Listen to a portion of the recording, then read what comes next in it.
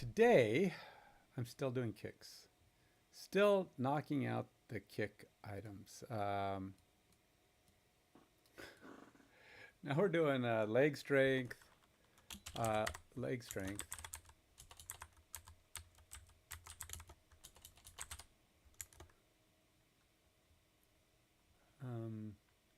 Ability, skill, leg strength.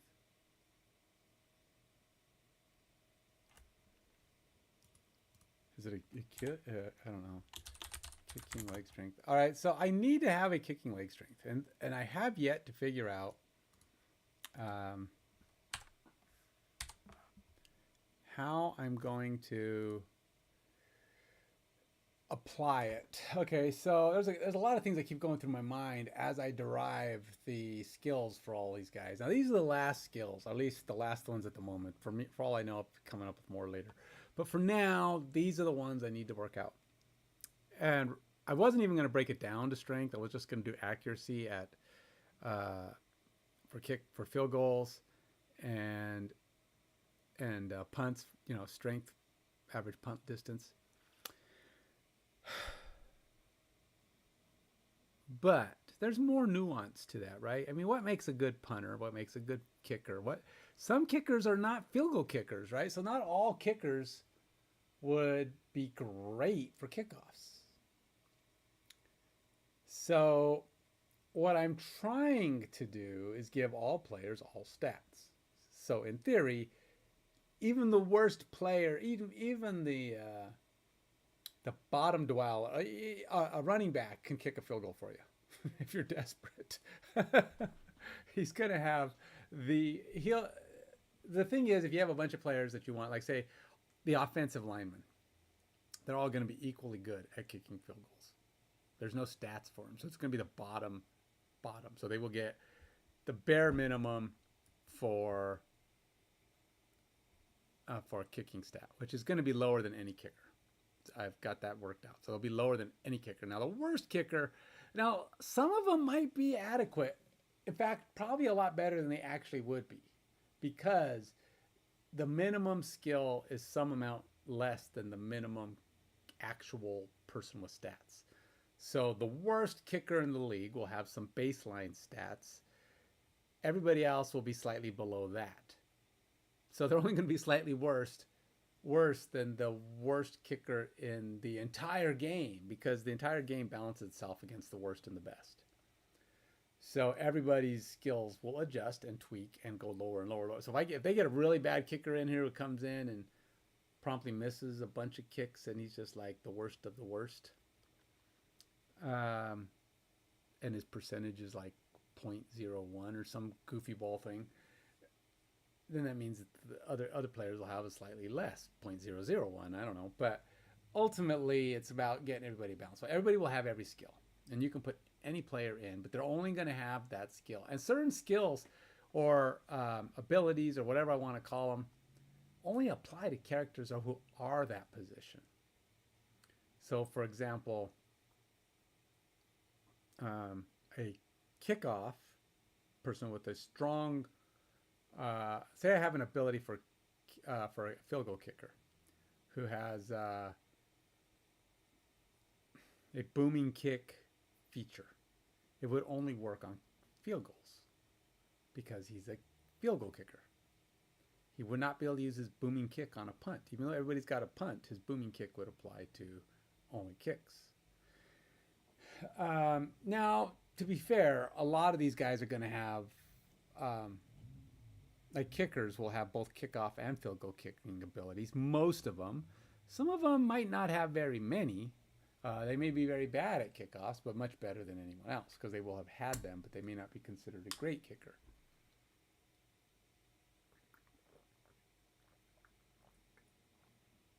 Some teams have kickoff specialists whose job is just to kick off.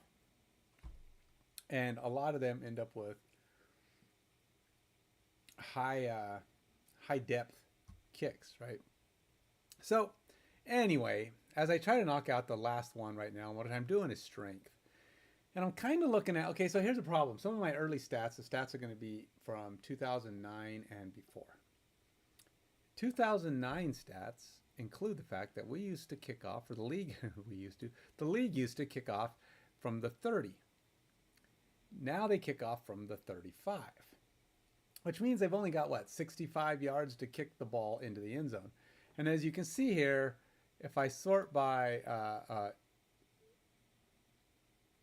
look at this guy. Okay, so this guy, no, let's actually go with touchbacks. Sorting by touchbacks, we have the top 1, 2, 3, 4, 5, 6, 7, 8, 9, 10 kickers kicked over 60 touchbacks. And that's 74 to 110. Now, if you look at, oh wait, let's make this easy for you. Let's actually put it on the screen. And then you got my stats. These are 2009. This is going to be by base year for my game. Why 2009? Because that's what I have to work with right now. So I will put all the years in between. But the base year here has, of all these kickoffs, you've got only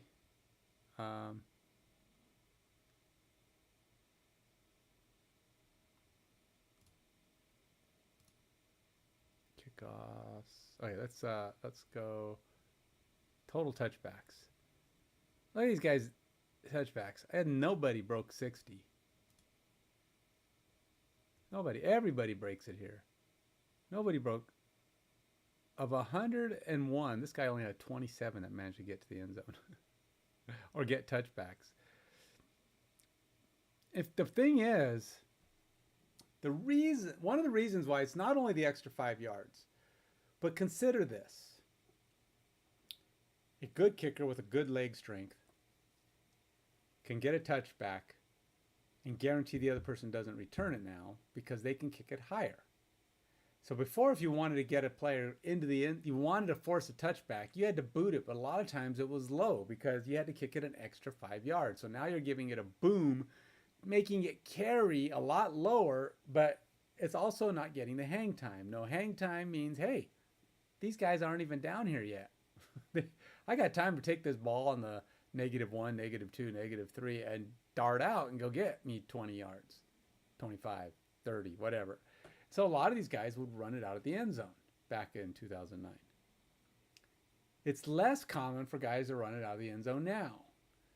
For one, if they run it out of the end zone, they have to make it to the 35.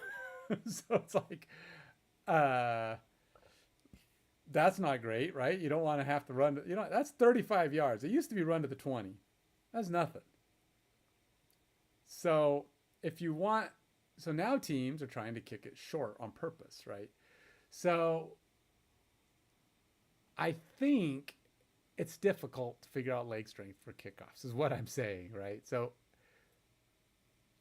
like if you look at these guys' return average, this guy actually had a terrible return average. I mean, he gets most of them into the end zone, but he still kicks them low. He just kicked them so deep, he was probably kicking them out of the end zone. So there was no return option. It was just deep and far and good power. But if they're catchable, these people are returning them 31 yards. That's a lot of return. These guys, he's returning at 30 yards. That's high. And look at this. In the old league, in 2009, players rarely had an average over. Let's see. Let's sort this by return average.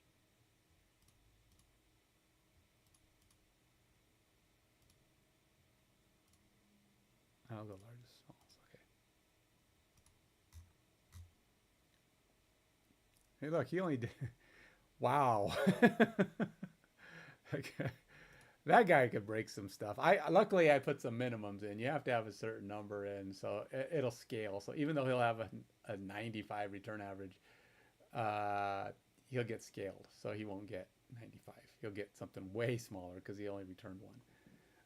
But that's not the point. But on the average, most of these guys are doing what, 25. On the high end is 25 down to 24. So these guys, when they kick it super deep into the end zone,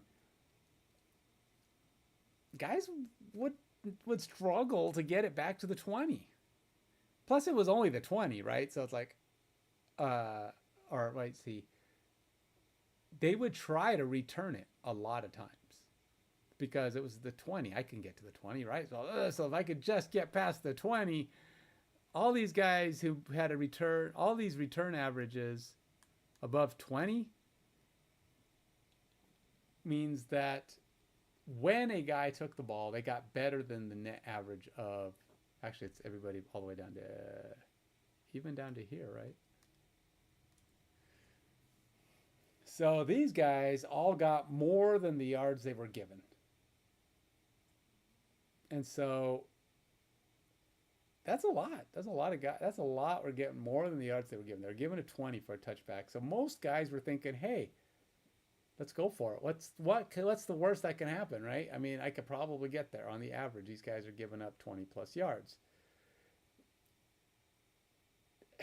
What does that say for their kicking strength? Well, I think the smaller kick return averages say a lot for kicking strength, because what that means is not only was it deep or in the touchback, but that means they also kicked it high and made it difficult to return. And if it's high, that means your team is getting down there and shortening their return average. These guys with this massive return average, because look at it, now the ball gets placed on the 35. So if you think about it,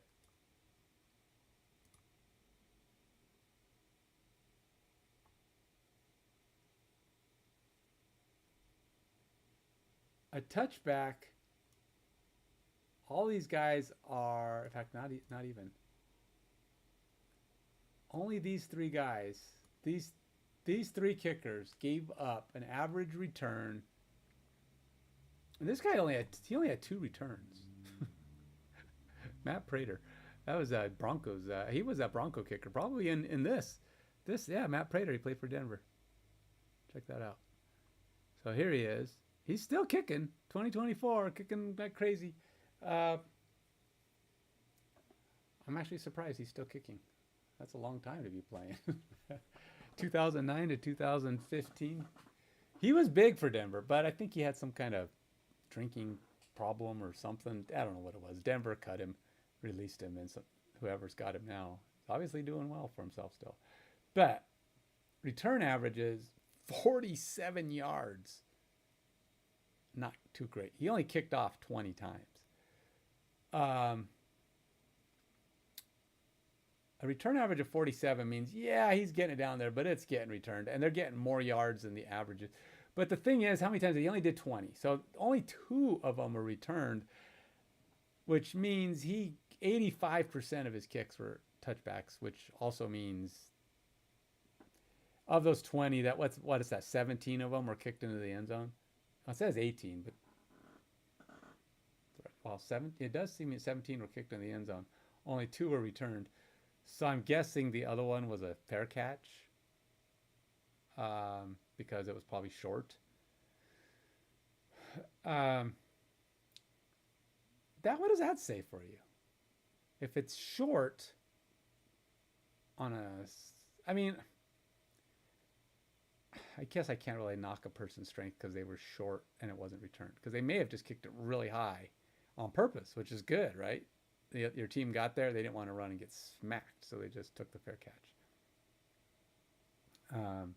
So I guess you can't really knock. That's actually probably good. If you get people to take fair catches, that means your kicks are difficult to return. They've got people in their face. They don't want to return it.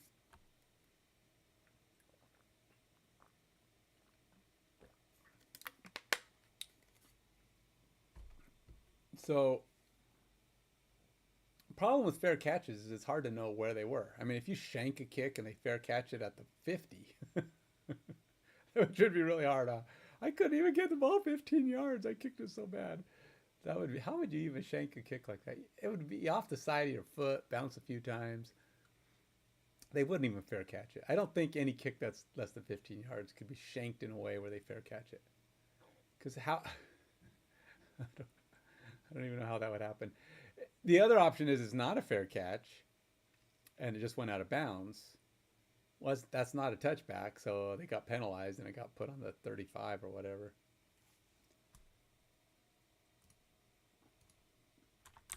What is the current penalty for kickoff?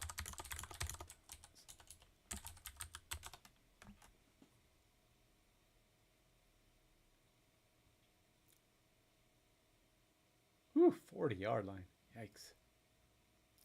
Because a standard kick gets put on the 35, I think. Now the 35-yard line. So, I mean, think about it. You kick from the 35. That's only a...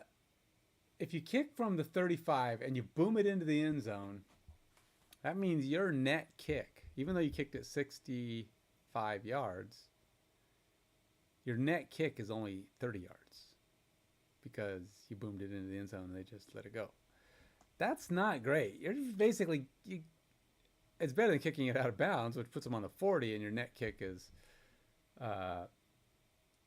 good grief. 25 yards. That's pretty terrible. Why even bother at that point? Why did you even bother to kick off? We could have just went for it. Thrown it. Well, I guess on kickoffs you have no choice, but still. You could have onside kicked it and had about the same results, right? Yeah, I know onside kicks are 10 to 15 yards probably, but it's not much worse than 25. At least you had a chance to get the ball back. If you're going to do that, if you're going to have a bad kick like that, squib it and give your team a chance to get in there and flobble for it. I don't think you can outrun a ball 25 yards, even if it's bouncing on the ground, but that's not the point. I digress. Okay, so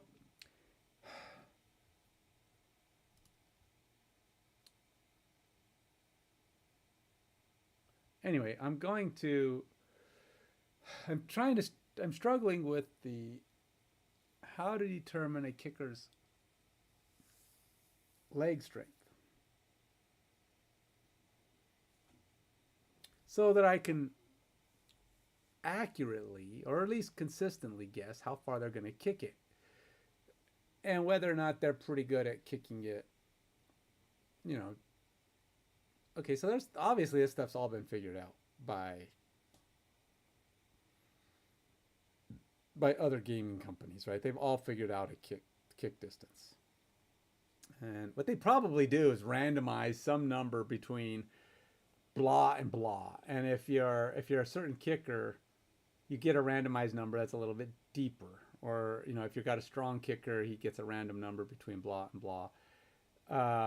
Maybe that the range gets shorter. Like maybe the range is 65 to 68 yards, and so there's a little chance he's kicking it in the end zone. A kicker with less control might have a 65 to or a 55 to 75, so he's fully into the end zone, or even 85, so he's just a guy who just booms it and he's got a high chance at touchbacks. Guys that don't get as many touchbacks, maybe they're not as boomer accurate. But if you have low touchbacks and low return yards, what does that say for you? Low touchbacks, low returns, low return average. Does that mean you have good kicking strength? I don't know, because one thing I don't have here is placement. So low return yards could just be that you didn't kick it very far, and therefore your team was right in their face. They couldn't return it. They only got 20 yards, but they started at the 25, So that's so hard to figure out kicking strength. I want to have a good kicking strength logic, but I'm struggling with it. And you got to have a shot. Every kick should have a shot at a shank or an out of bounds. I mean, even if it's micro, and the better the kicker, the even less chance, right? Like some kickers may have a 5% chance, but a really good kicker might only have like a 2% chance or a 1% chance of shanking it out of bounds.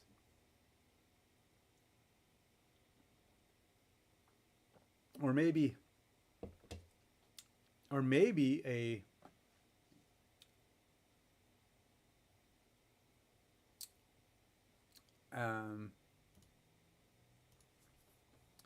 if a kickoff crosses the goal line and goes out of bounds on the sideline, it is still a touchback, correct? I know the answer is yes, but oh. If a kicker crosses the goal line but goes out of bounds on the sideline, it is not a touchback. It's oh, okay. I was wondering about that. I honestly thought it was going to be once you cross the goal line, you're fine.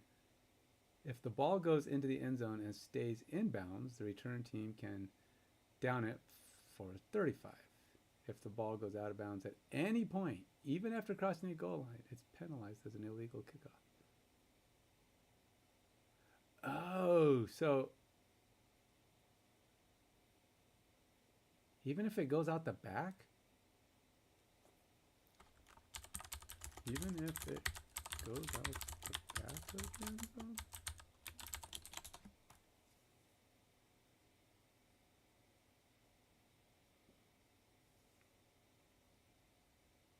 Yes, if kickoff goes out of the back of the end zone, whether in the air or after bouncing, not a penalty. Here's how it works. Kickoff lands in the end zone and goes out the back, touchback. Kick lands in the end zone and is downed inbounds, touchback. Kick goes out of bounds on the sidelines at endpoint. Okay, no, okay. So I thought, okay, so I just misread that. Okay, so sidelines are bad. So that's interesting.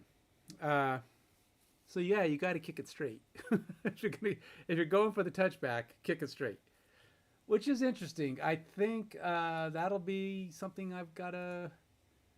I think most of the time I'll have players be pretty good at it. I don't know how often they're penalized because it doesn't show. So,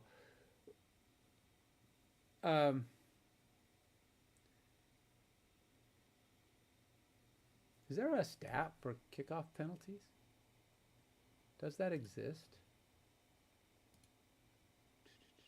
Out of bounds?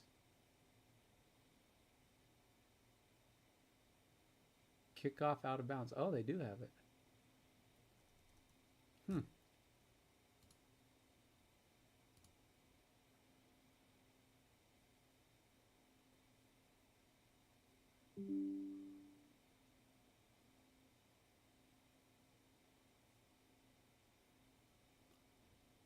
Interesting. So it does exist. That guy, Shane Graham, 3 of them out of bounds.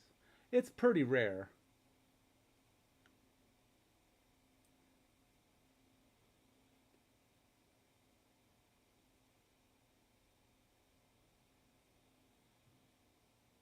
I'm still trying to determine how do I get a good measure for strength.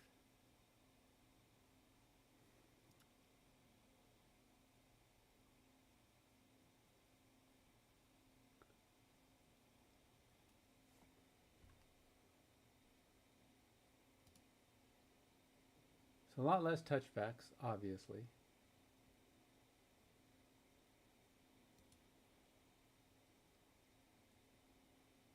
Only 29 touchbacks. And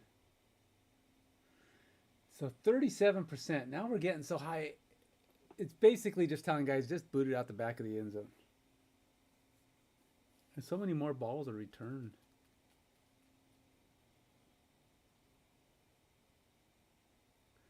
It was like kickoffs just happened all the time, right? I mean, now teams are just saying, screw it, just kick it out of the back of the end zone. 30, you boom it, we're good. And so returns were actually probably a lot less common now because they just kick it out of the end zone. You don't have to mess with it. But still, 35 yards is a long way to expect to get back. You want to tempt the other team to at least try to return the ball. You know, tempt them, put it in the end zone so they at least go, oh, there's a hole there, I can go for it. Guys don't try it very often from the end zone, though. But back then, apparently, it seems weird though, huh? Because you're 5 yards further back. It's 5 yards. 5 yards. You kicked. I think you've always kicked from the 30. Yeah, you've always kicked from the 30. And then they moved it to the 35. But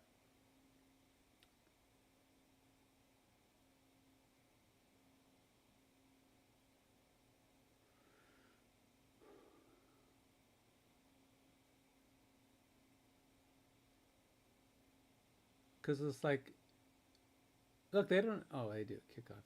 They have yards. They don't have average on.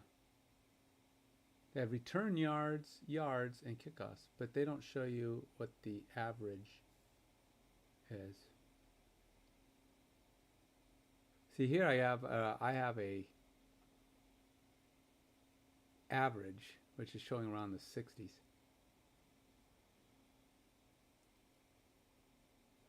Let's see what the average is for these guys. 2024. And then this doesn't have. So if I go here and say who's got the most, 7,053. 7,053 divided by 110. So 64 yards. It doesn't mean it's the highest, but all right. So if we go, who had the most yards? I mean, really, you can't average more than 65, right? See, back then it was rare to average more than 65.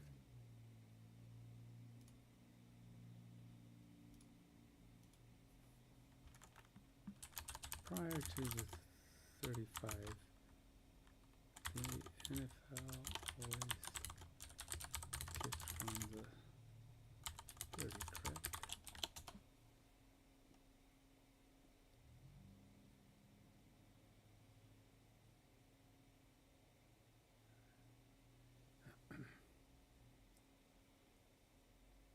Wow, 1994 it was the 30. Pre-1994.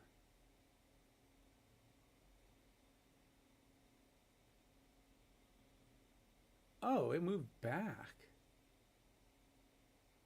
94 to 2010. It's only 2 years according to my stats where they're going to kick from the 30. But it was 35 basically all the rest of the time.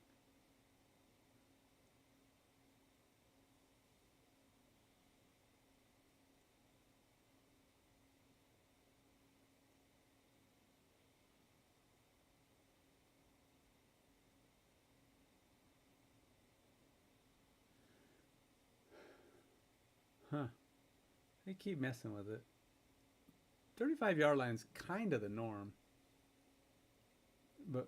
And I'm only going to have 2 years where it wasn't. Because in 2011, we went back to 35-yard line.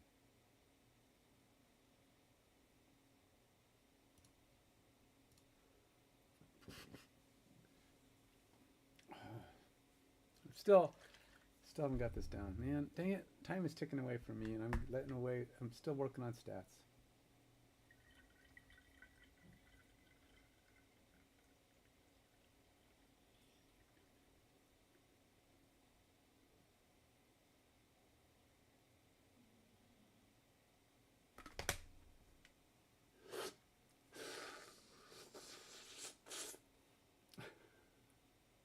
Me and my messy.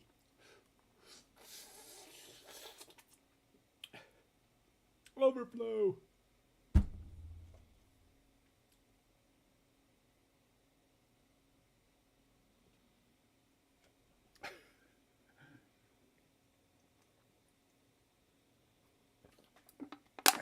Close enough.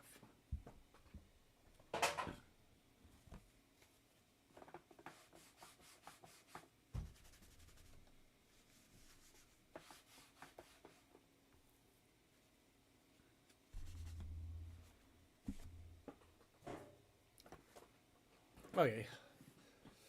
Ow! My arms are so sore. I don't know. Honestly, I don't even know what I did to make them sore. Yesterday, I did a Cali Move workout. I had to do 8 sets of maximum push-ups with 20-second rests in the middle. Yes, that could have had an effect, but I also did other. I mean, I've done massive amounts. I mean, just Sunday I did a mensch, which does 200 push-ups, and I didn't get that sore. Now, granted, it's a little bit different because I was doing elevated push-ups, which means your upper body is above your feet. It's like you're just doing this, but there's slow counts: 1, 2, 3, 1, 2, 3. You know, down 1, 2, 3, down 1, 2, 3, that kind of thing. Maybe that was it. The slower work, maybe. Either way, I'm sore. My whole arm area. In fact, things I didn't feel it this morning. I went boxing. I only did 3 rounds, but then I did some pull-ups and other stuff. But I didn't feel it at all during then. And then just this afternoon, man, I came home and all of a sudden my whole arms, I go to lift myself up and my upper shoulders and my arm biceps or triceps all just beating the heck up. I know. I'm distracted. All right, let's keep plugging away. So that said, I need to just make a decision. It's what it is. I gotta stop being indecisive. I think I have to do return average plus some kind of return average, which I'm going to give them credit for because I feel like a low return average means it's difficult to say the number of returns. I mean, because touchbacks were only like 25. Well, I guess one guy managed to do like a 40% touchback.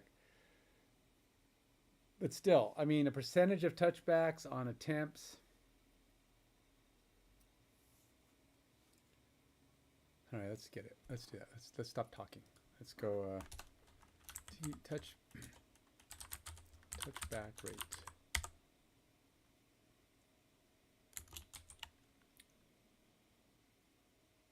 Equals, did I not get touchbacks?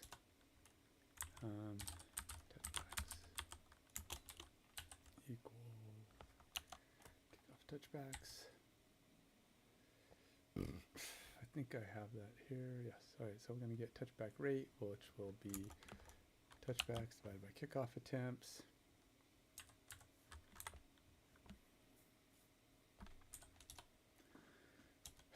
And then we're going to go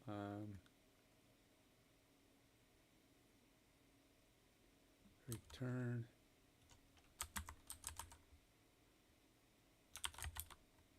average equals player stats dot get return average against kickoff return average. Oh, kickoff. Oh. Kickoff return average against.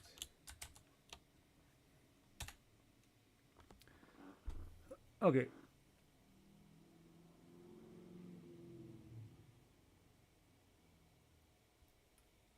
Now, return average against.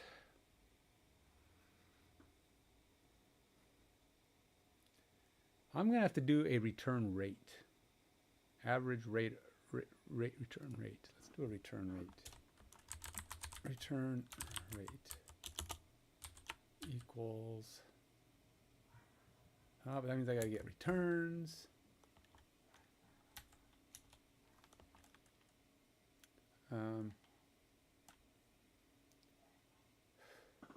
We need to get returns.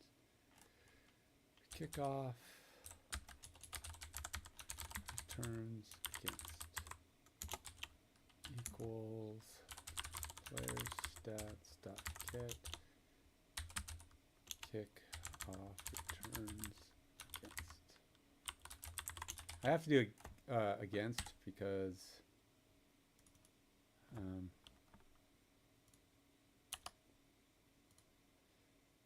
oh, I haven't done the league average kickoff returns against. I don't have this league average statistical solid mod. Do I want to use that in here?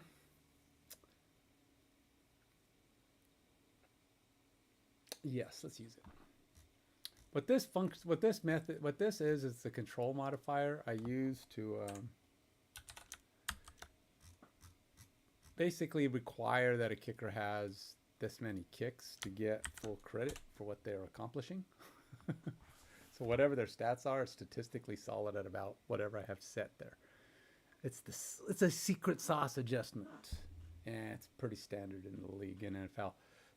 But that's what I'm using. Okay, so now I have to go back here. So we got kickoff return average against kickoff attempts. I got to do a function.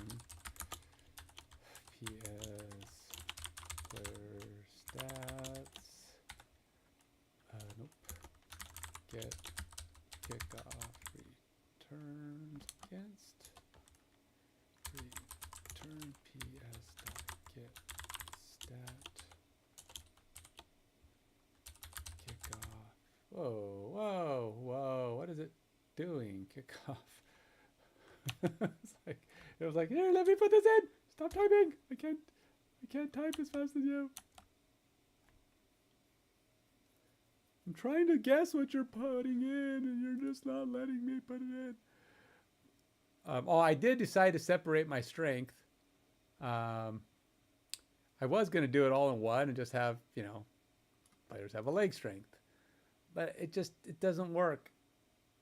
I think, honestly, it is different because not punters can't kick as far, aren't usually able to kick as far as a kicker, and a kicker's not usually able to kick as far as a punter. It's just that it's a different mechanic that takes practice and training, and it's a different muscles kind of. I mean, it's still your leg, right? But I mean, a punt theoretically can be boosted by your back leg, right? Because as you go to kick, you kind of like launch yourself a little bit, push into the kick and make it launch even farther. So it takes some elasticity because those guys can put their leg in the air like Barishnikov, right? So they have some serious flex when they kick that. Some of them do. Some of them just can kick it with power. I don't think kickers have a different kind of skill, right? It kicks differently. It's usually lower trajectory. I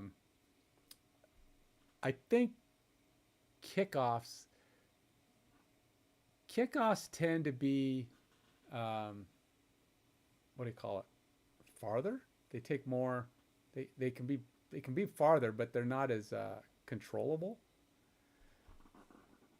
I don't think. I mean, you can do a lot more stuff with a punt than you can with a kick from the ground, I think. I don't know, because you got positioning better. I don't know. I just feel like you got more control over a punt. So says me. I mean, you can still kick left or right with the kick. I mean, I guess you get good at it. Probably doesn't matter. You could probably do both, right?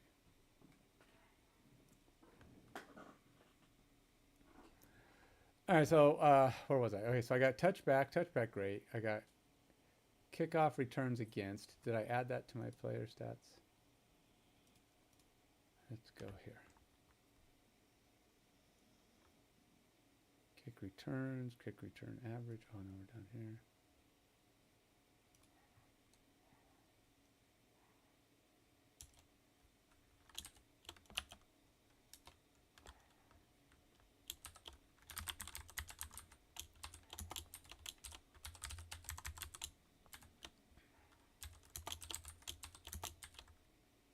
What is it?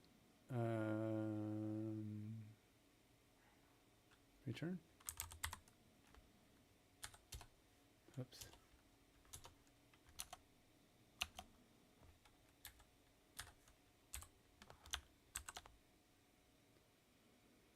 What did I do wrong? Oh, I didn't. Okay. Like, what is wrong now, man? Stop whining. Stop your whining. Let me get this dang thing done. Let's see. What's my...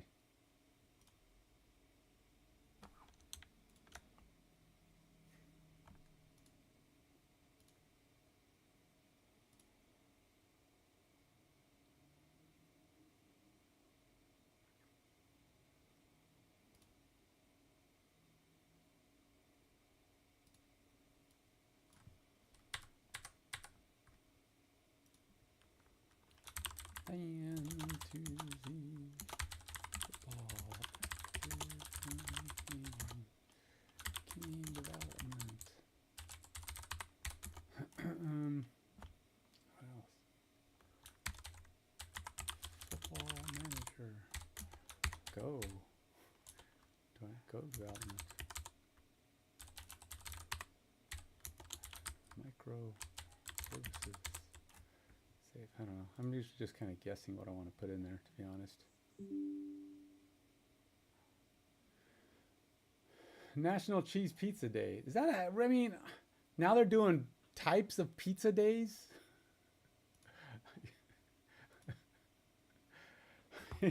I get National Pizza Day, National Taco Day, but cheese pizza, pepperoni pizza, Hawaiian pizza, they're going to do like a different pizza day every day? National Turkey Sandwich Day, National Club Sandwich Day, National... Come on, people. We don't need days for every food. National Strawberry Jam Day. There's probably somebody somewhere who said, yeah, let's have National Peanut Butter Day. Yay! There's something. National Kellogg's Raisin Bran Day. That would be Kellogg's, right? Kellogg's would do that. It would be Post. So what does Post do on Kellogg's or on National Kellogg's Raisin Bran Day? Post says, hey, we're going to give you a deal. Stop buying Kellogg's Raisin Bran. We'll sell by Post Raisin Bran.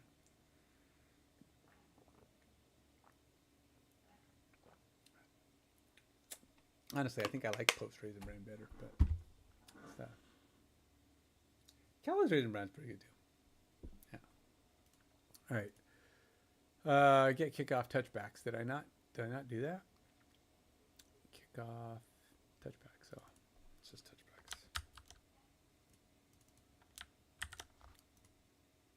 Okay. So we got our touchbacks. We got touchback rate, which is that. And then we got our kickoff returns against. We got that. So now we're going to do our return rate. That's going to be that divided by kickoff attempts. So I don't really need this. Actually, I do like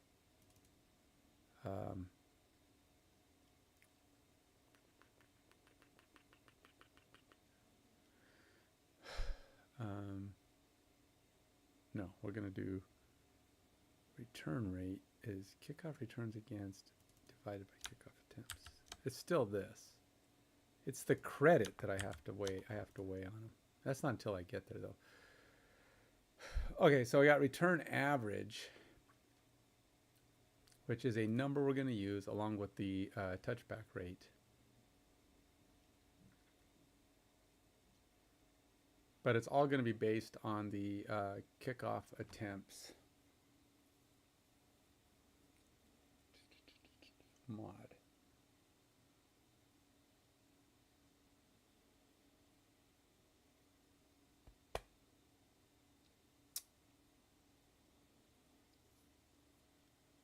I can't use the league adjusted average statistically solid mod. It's a terrible name. But that's what it is, statistically solid. Okay, so kickoff average is how far are they kicking it, which is a good number. The return rate, which I think a smaller return rate is the goal, right? Return average, again, smaller is better. Kurama, long time no see, man. What's the latest? How's school going? You're back at it now, huh? School's away. School's plugging away. I don't know why I have this thing here. Let's make that go away. Kick average bonus, kickoff strength. No, I don't need that either.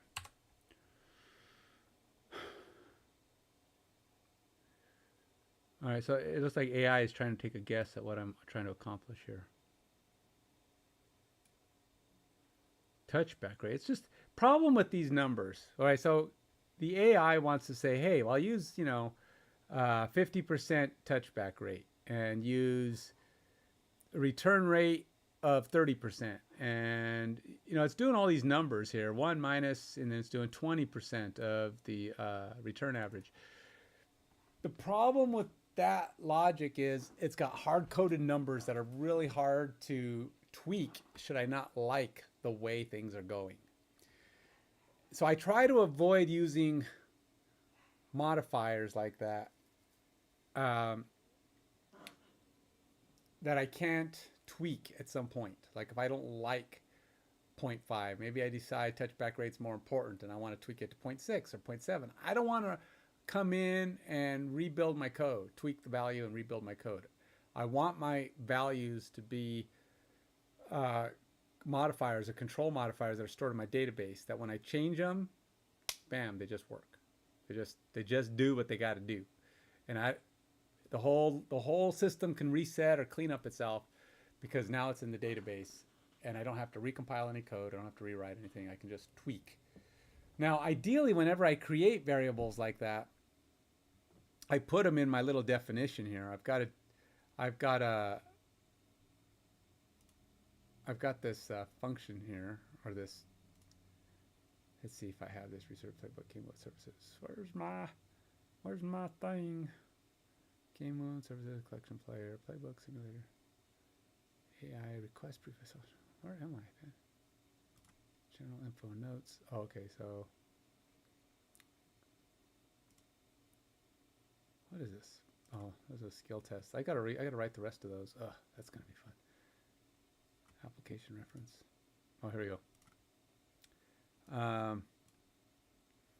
So you see, I'm creating these modifiers, and then I have to describe to myself what they are, so I know where they're being used and how they're being used. But I've only done it for pass blocking, and not all of my stats have these. I do have like league average, BLS, individual modifiers, team modifiers. Like this one, I should probably take this out. And this is a general or global modifier. I'll go down here.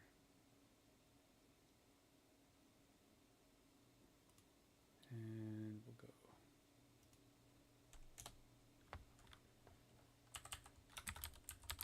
General / global. These modifiers are used in multiple skills to provide standard or / league-wide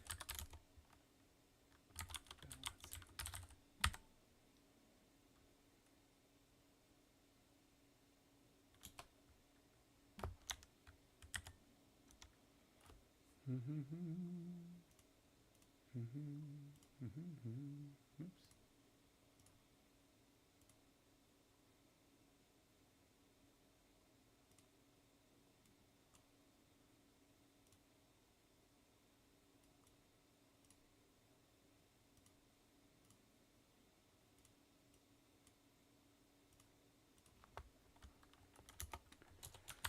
This modifier is a standard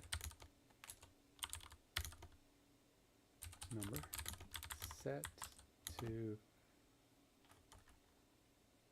a value used throughout the system to find how many of a particular value is required for the average it defines to be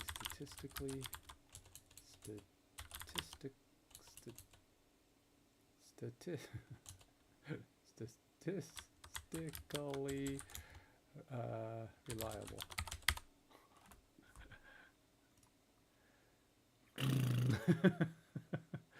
Statistically. All right, so back to it. So kickoff strength, I have my touchback rate, return average, and kickoff average. So I think all of those need to be in some way utilized. Interestingly enough, I don't know that kickoff average is kept by everybody. Hopefully it'll be kept when I need it for everybody. But the source, front page football or front football forecast, whatever the heck those people are that's out there, they don't have they don't use average, which means they do have yards and they have kicks, so I can create my own average. But ideally, since this one has it, I say this one. This is my stats I'm looking at. Has the average number of yards per. Not everybody's got this. But I did notice that when I go look at, do I have it here? Okay, so you say they have yards, 7,053 out of 110. It's tougher, right? Because, I mean, I have to guess because it doesn't have the average in here. But on, let's see, they can't have more than 65. And a bunch of these guys have, you know, like you can't have more than 70, right? Because it used to be the 30-yard line, so 70 was possible.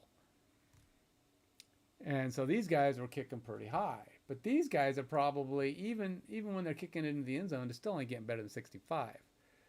So you probably have a lot of guys who are pretty high up on the average. So if I go, let's get the calculator.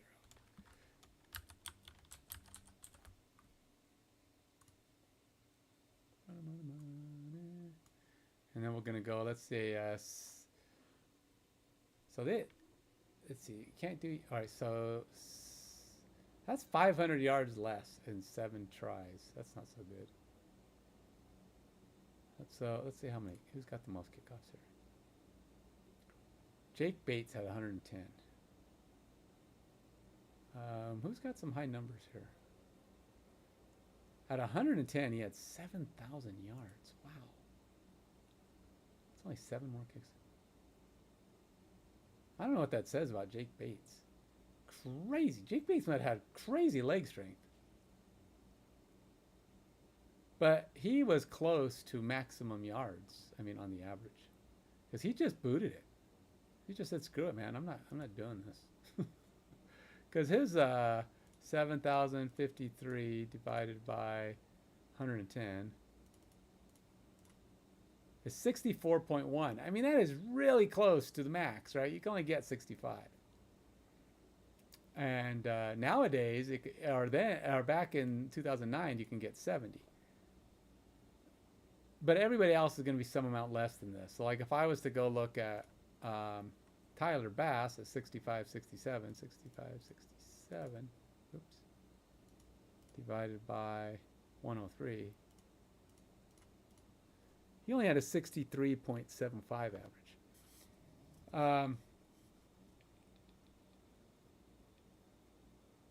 How about this guy? He had. I mean, realistically, one guy had 85. I mean, Tyler Bass had 75. There's really not a good way to. Come on, do it already. Okay, so Will Lutz had 70 touchbacks on only 95. All right, this might actually be the best one. So let's go 5280. 5280 divided by 82. Yeah, see, he was 64 point. Wow, he was 64.39. That's actually higher than Jake Bates. Because he was 64.1. So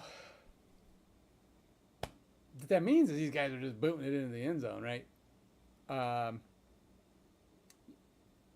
Out of bounds seems to happen, well, I won't say consistently. Most of these guys seem to keep it in the, I mean, for a whole season kicking over 100 kicks, that's actually not bad, too. I mean, two of them went a little far left or right.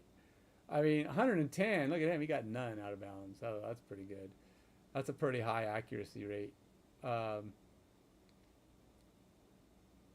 I think it's also likely that people who are better at controlling it, like this guy might be better at controlling it because he makes them return it. Because look, the average return against him was only 26 yards. So Jake Moody, let's flip this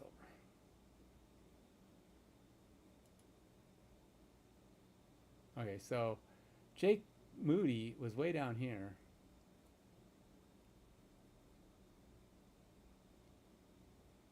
.26, but he had 3 out of bounds on 88 kicks.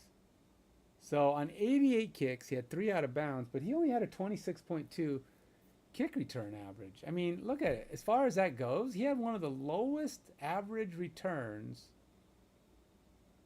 in the entire league for that many kicks. I mean, well over 80 kicks. I mean, Daniel Carlson did pretty good. He had to kick 80 times and only had 1 out of bounds and had a 24.8 average. That's pretty good too. I mean, that's actually really good. These guys who have 3 though, interestingly enough, Jake Moody and Kaimi Fairbanks. Well, Jake Moody only had 68 kickoffs, but Kaimi Fairbaim had 88 kicks and 3 out of bounds. So these guys were trying to show control.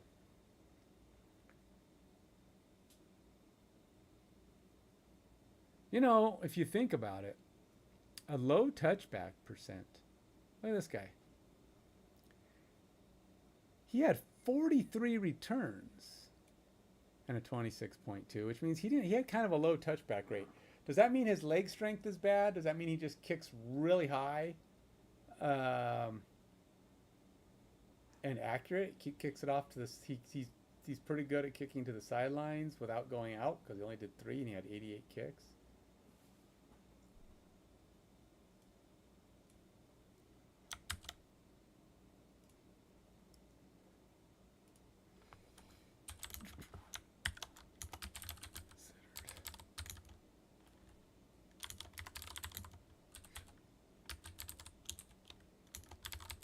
Means he had few TDs and a low return average.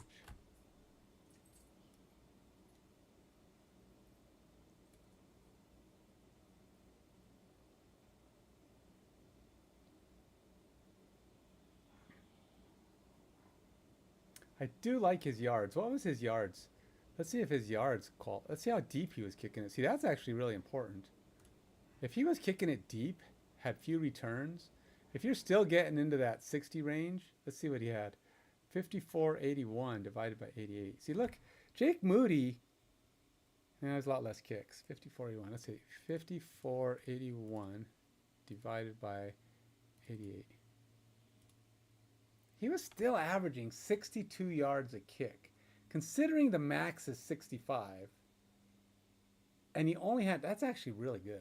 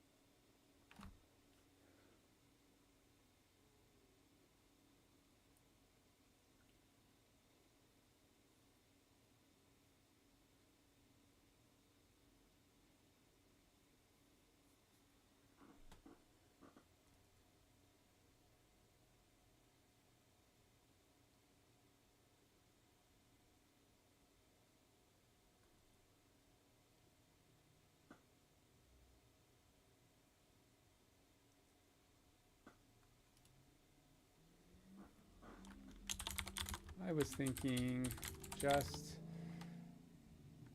for kickoffs. I don't really know his field goal rates.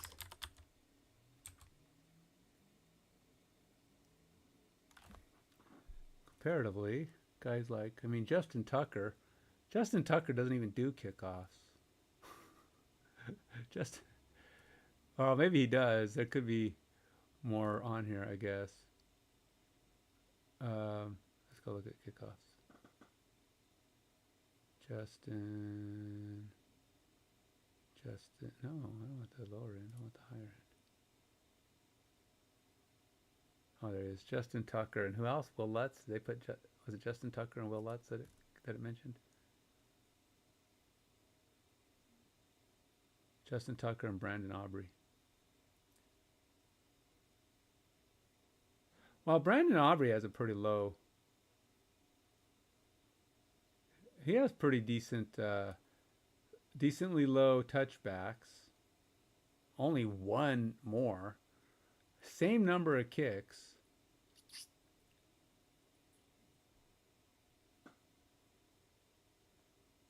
Decently low. He doesn't have quite as low a return average. Brandon Aubrey was actually successful on an onside kick. Justin Tucker, though, kicks him a little deeper. What is Brandon Aubrey's slightly less average on distance? I don't know. I don't think he's, honestly, I would say Kaimi Fairbairn might be the better kickoff guy. If I had to choose a kickoff guy based on these stats,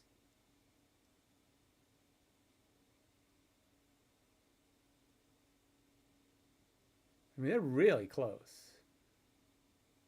But his length of distance is shorter at 53.83, which means the 27.1. So if you're averaging 62, that means you're either putting them in the end zone or you're putting them within the 5, right? 62. At 100 less, that's probably that's almost a full yard less. So 53.83. Let's see. 53.83 divided by 88. So he's actually averaging a full yard less. So he's putting them on about the 4-yard line versus Kaimi's putting him on the 3-yard line. And he has an almost a full yard better. So that means the opponent is getting 2 more yards on returns from Brandon Aubrey than he is from Kaimi Fairbairn. I mean, it's a tiny differential. 2 yards, right? And it's so minute. They've kicked the same amount. They've kicked a lot of the same. They touch back about the same. Now, Kaimi has more returns against him, which tells me also that if he's got a high return kick or average kick distance, low average touchbacks,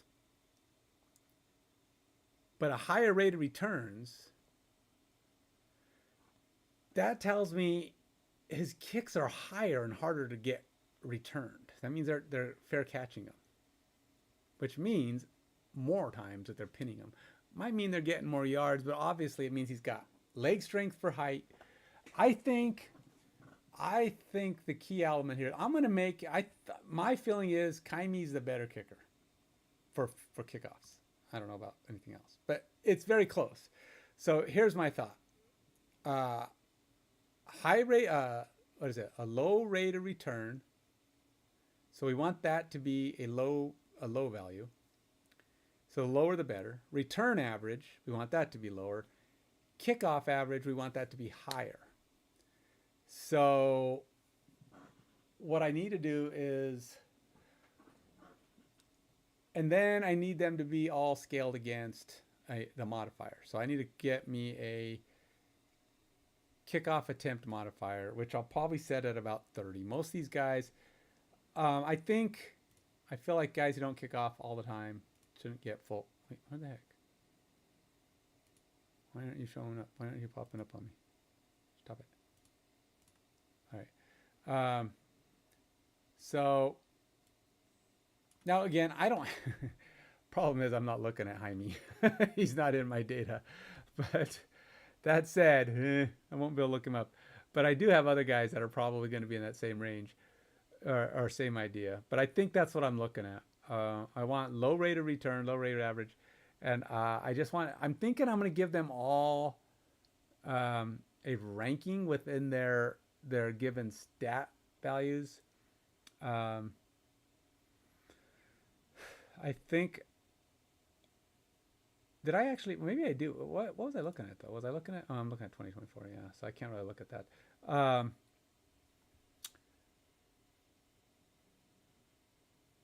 So the closer to max, the better, but I don't think that matters. I mean, ultimately,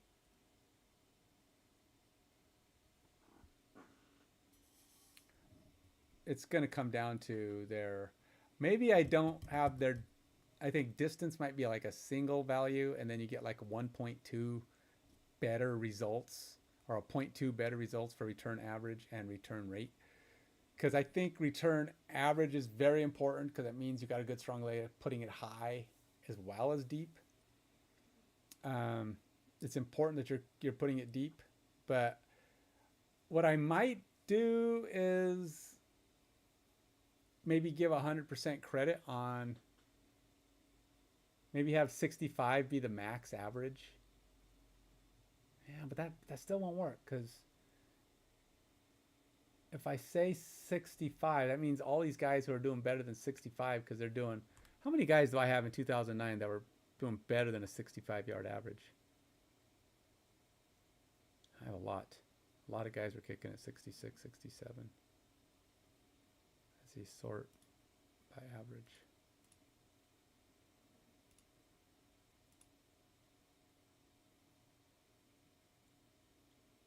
And there's so many things to consider in this too, because it's like players don't return them as much when you can get a free 35, but if you have a touchback zone, right? So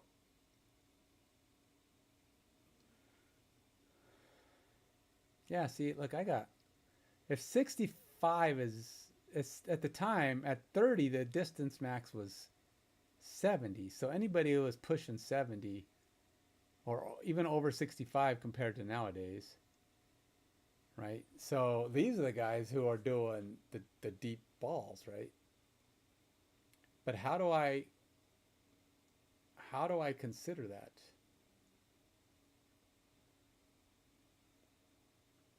Do I max at 65? But that just means all these guys get credit for a 65-yard kick. That's not. And they already don't get touchbacks all the time. But I think having a high distance is important. But they also have a lot more returns. Look at all these returns. I mean, 70, 80 returns. This guy had 80 returns. And return yards average is still pretty low, though. The returns are a lot, because you're booting it harder, right? And the ball's probably lower.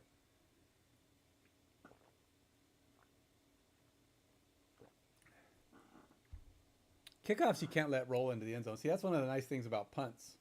You don't have to mess with it. You can just let it roll into the end zone. It's a turnover, like it or not. Just don't touch it.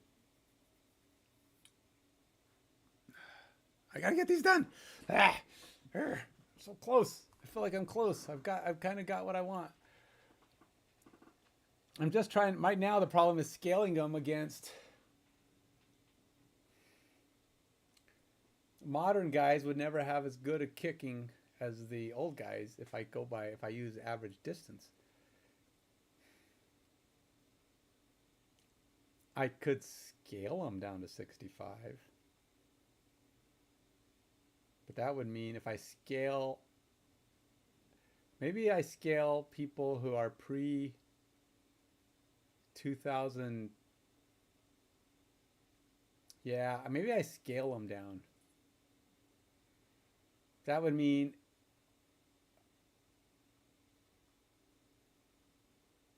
if I scale them down, I think it'll balance them better.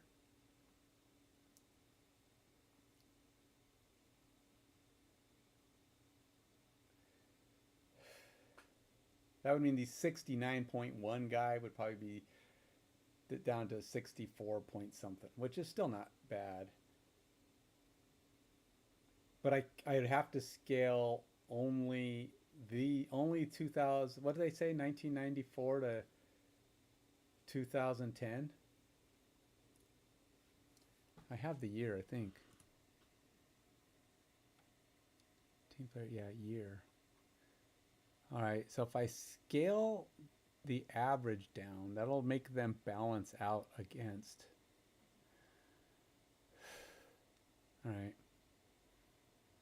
I still have to give them full touchback count, right? Because I don't know how many kicks actually went over. I don't know that. I mean, I know what their average length is, but if their average is 68, do I give everybody who's over an increased amount of touchbacks based on that extra yards?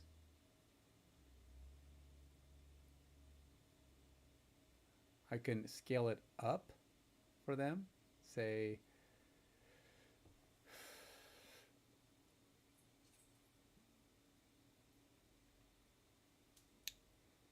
how would I scale up the touchbacks? Based on their touchback rate, I could give them a percentage increase based on their average leg strength if they're kicking over. All things being equal. Yeah, that'd be really tough. That'd be really tough. Let's see here.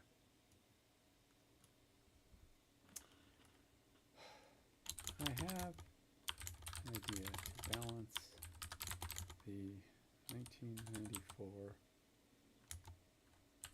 2010 average kick distance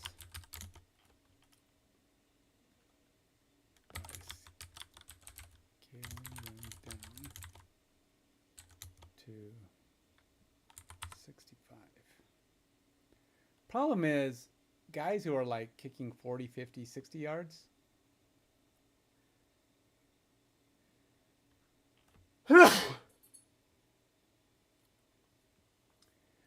scaling them down might not be fair because I'm making them really bad, right?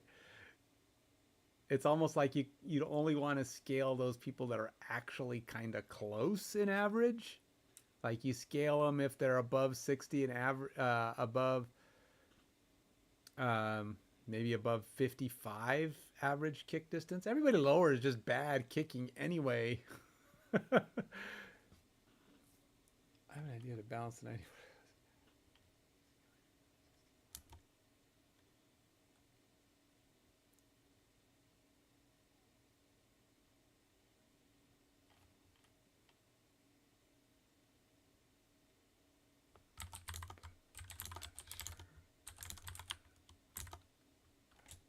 Not sure.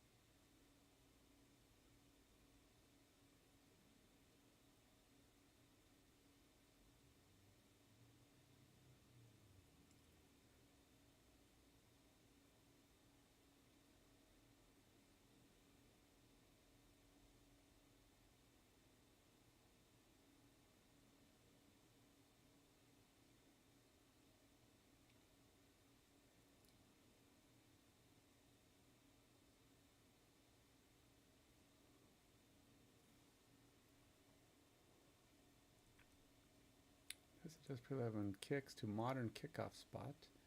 Has not be touchbacks. Use a regression or lookup table based on modern data. If scale kick distance is greater than or equal to 65, assume 100% touchback.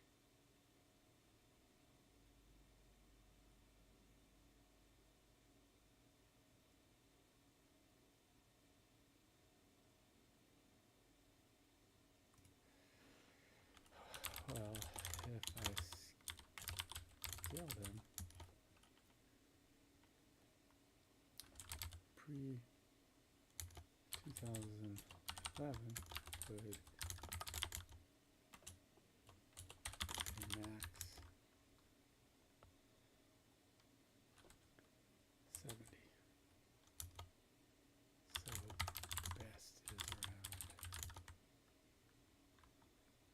around 68 or 69. Post max is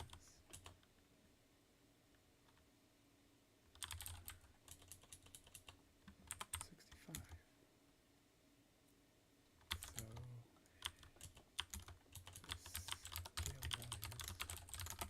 would be 69 equals 60.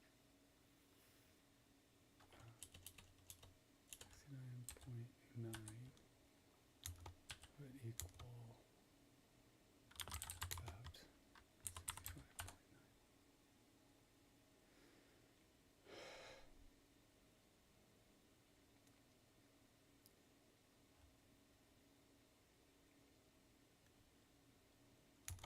Decrease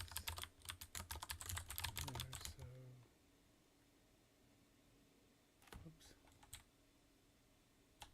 oops, 64.9 and decrease from there. So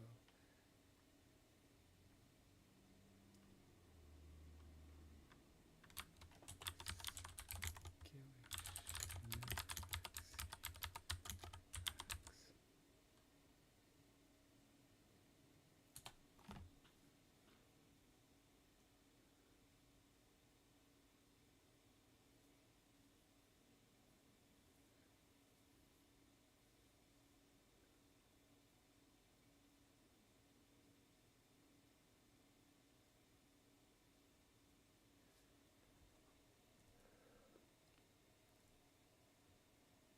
reverse engineer the scaling distance into a touchback probability curve like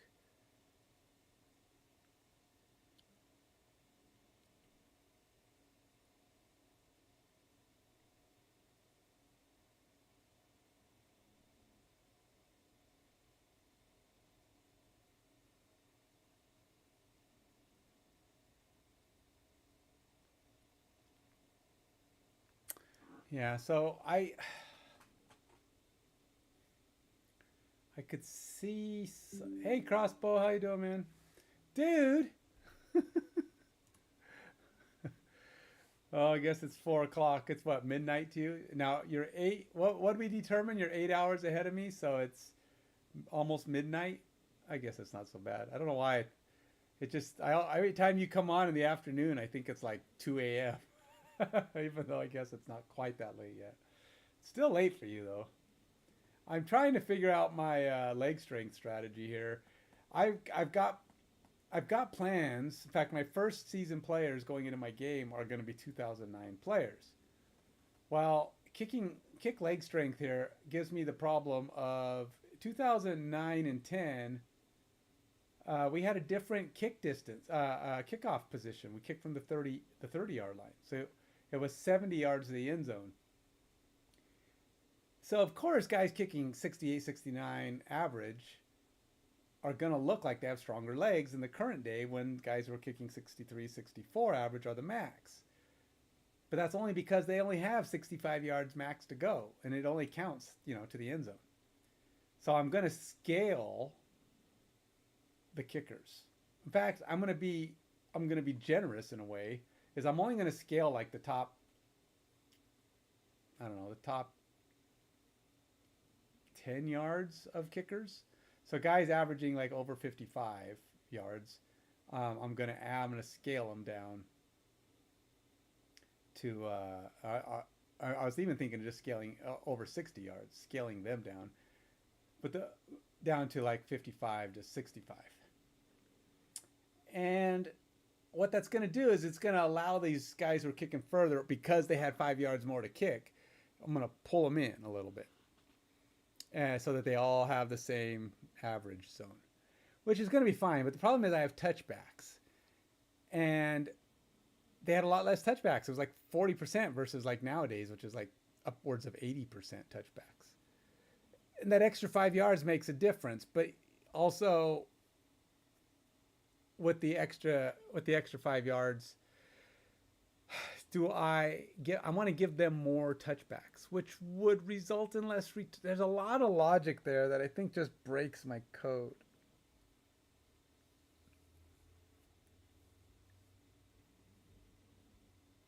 Because I don't know how to. Because then if I have to consider less returns, which would mean that return average would be weird, and yeah, I don't know. I think the only thing I could do is scale the average distance. I'm gonna have to leave touchbacks alone, because if I increase touchbacks, I have to reduce returns, which means I got to do something to break the return average, or I use the return average as is and just assume less returns.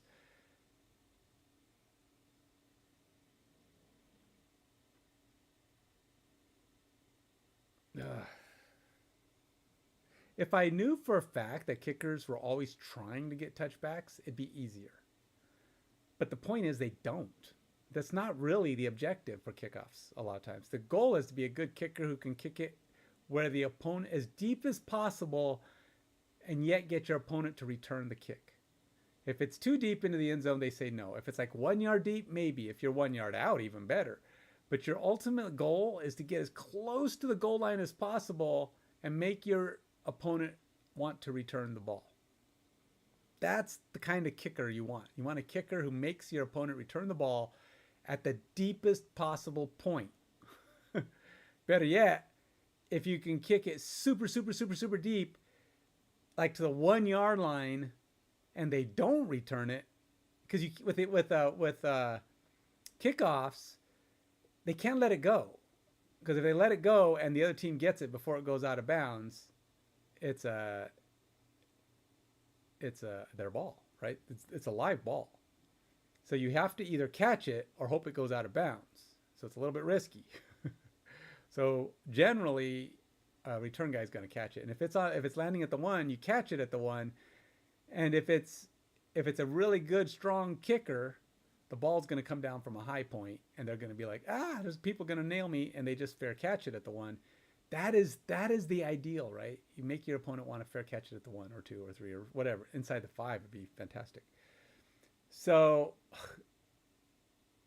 although I can average or scale their kick distance so that it's a fair comparison in leg strength, I don't think I can change the other stuff, because I think it's going to break my. I think I break their averages. Short of doing something that just says something like the return average is the return average regardless. They will assume that they caught it 5 yards sooner or whatever. And then we just up their touchbacks to make that a more reasonable expectation. But maybe I up the touchbacks at their same rate.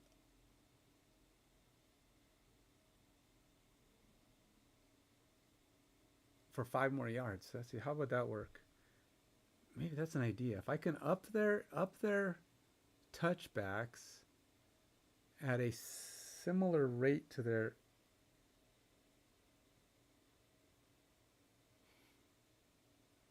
So if they were doing, how many more touchbacks would I give them? The numbers would be weird because they wouldn't math out more touchbacks. I'd have more touchbacks, but the same amount of returns.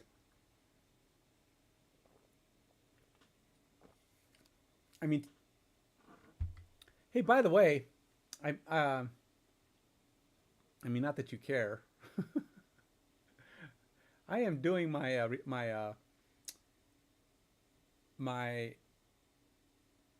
audition tonight for Romeo and Juliet.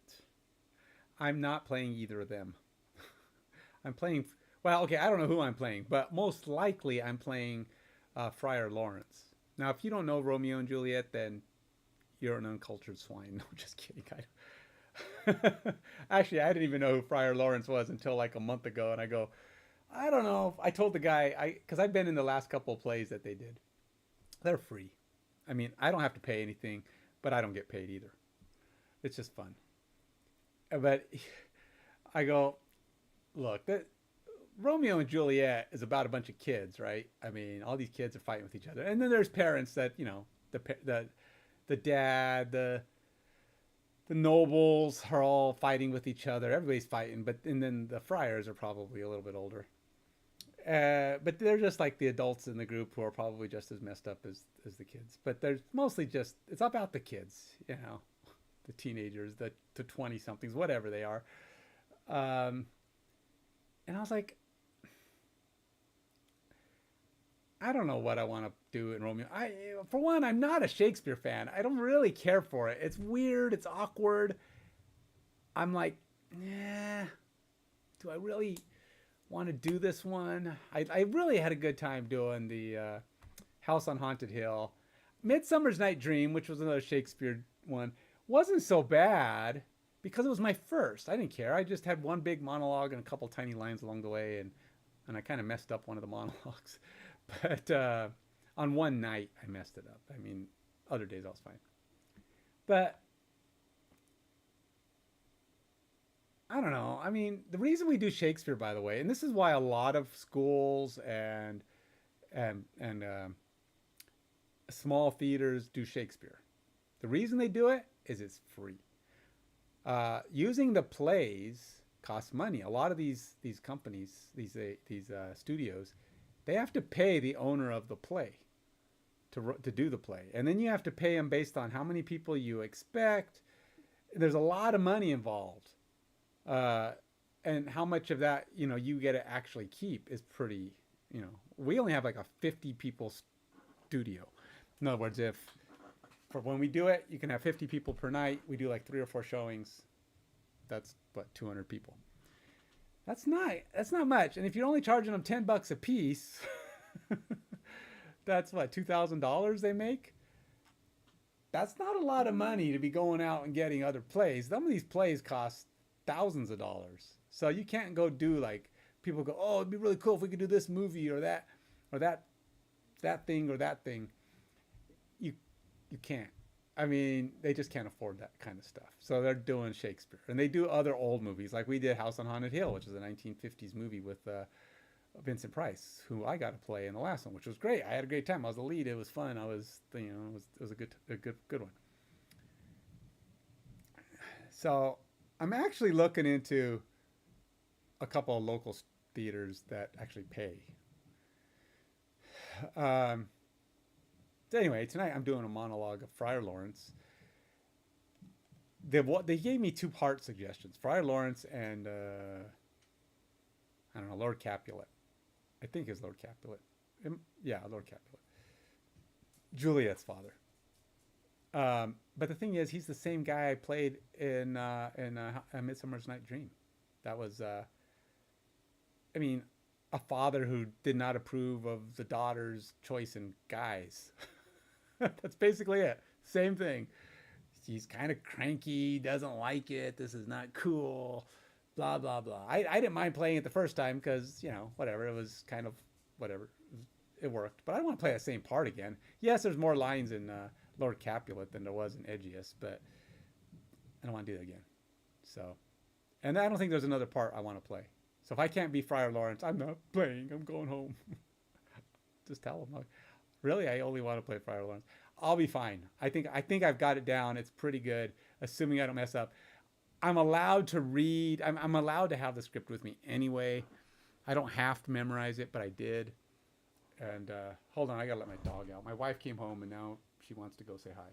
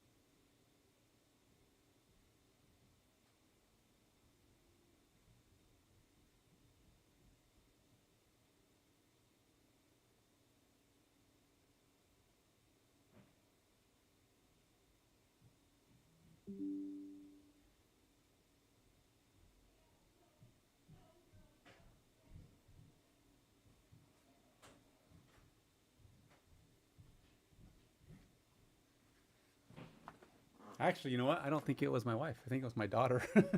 They both have the same job, but they don't work together at the same place. It's just okay. Anyway, that's my digression. How long have I been on? I'm at 90 minutes. Again, I've overreached, but I'm going to try to finish this. So I am going to scale. So let's go ahead and do something of the scaling. We're going to do kickoff average. And we're going to say if player.here is greater than, or no, is, nope, less than, all right, so we'll say less than 2011. And we'll say if 1993 is less than player year and player year is less than 2011. I don't know if this is going to work because oh, maybe it will. We will say, oh, well, you know what? I gotta do this. And we're gonna go like this. And we'll say kick off average equals scale kit scale value range. Or no, wait, nope. How about this? Nope. Equals scale value to range, and we're going to say kickoff average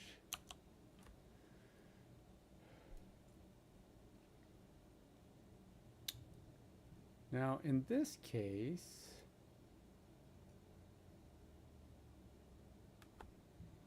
oh, you know what, I'm also going to say this, do this.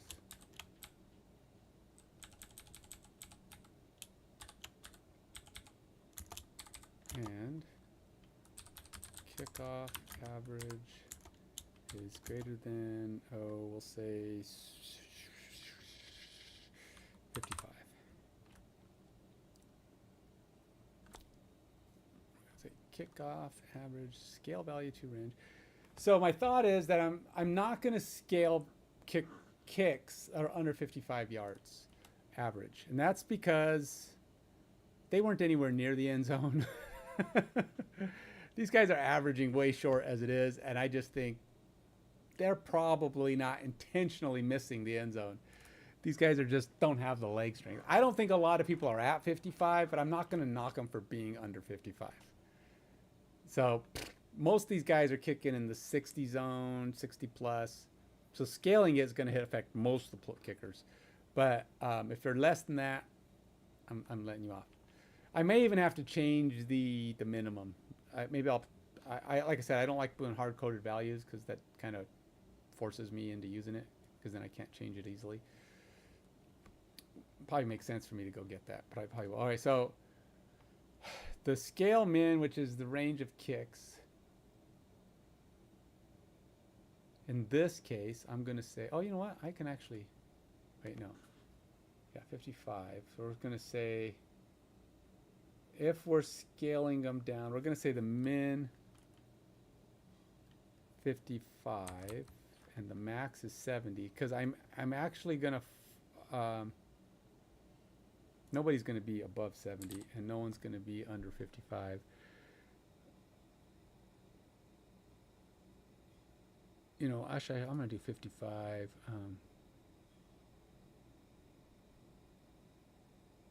I'm gonna say I'm gonna let anybody who gets scaled down be at least a 50. No, let's say 55. Just good. And then we're gonna scale them into a. I want to say 55 to 65. There we go. 55 to 65 is the normal range that I'm scaling them into. Now the problem is, if for some bizarre reason the NFL decides to change the max kick distance or the position on the field again to say they want to kick it, push it back to 30 again, or they want to, I don't know, push it forward to the 30 to the 40. I don't know. Can you imagine if they moved it to the 40? I mean, you could have anybody on your team kick off. At that point, you don't even need a kicker. You just, hey, Joe, you want to come and kick off for us? They don't have very far to go. You only got to kick it 30 yards, whatever. Close enough. All right, 30 is not good enough, but still. It just seems like if they moved it any farther forward, you're just like, why are you bothering?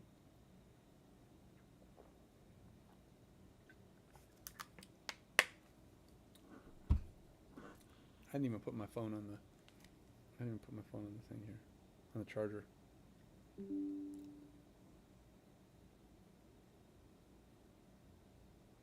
I gotta open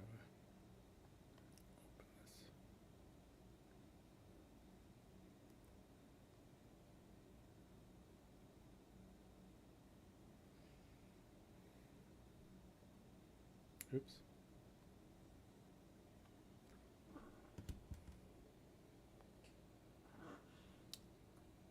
All right, so there you go. So we scaled them. Again, I'll probably have to convert those to actual variables. The 55 to 70, I'm just a little worried about why. Oh, I can't do this? It doesn't like it. And player dot here, less than 2011. Let's do that way. Huh. Is there no between? Does between have a go? Does go have a between? Does go have a between function? Nope. You can create one. Duh. I don't know. I know how to create a function. I didn't want to create a function. I just want to know if Go had one. I'm not going to create one for this. I mean, is it usable? Sure. But I don't know if I care enough. If it doesn't have one, I could just do this. It just, whatever, 1993. And less than 2011. Kickoff is greater than 55. All right, so to put kickers in the era of 30-yard kicks,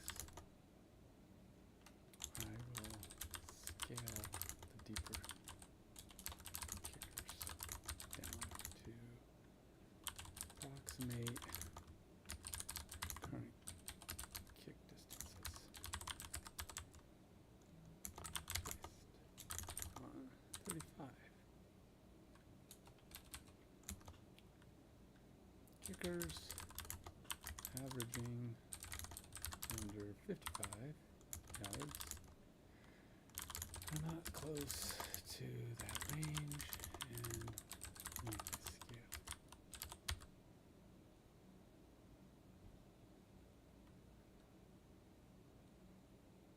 Aren't close to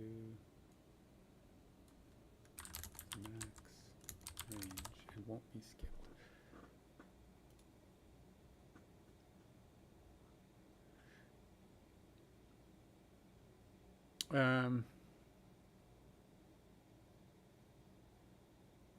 Now I do have the rules. What I mean by that is I have all this stuff in the current rules, and I could grab it just in case the rules change. I can use current rules, and I would use that kickoff positioning.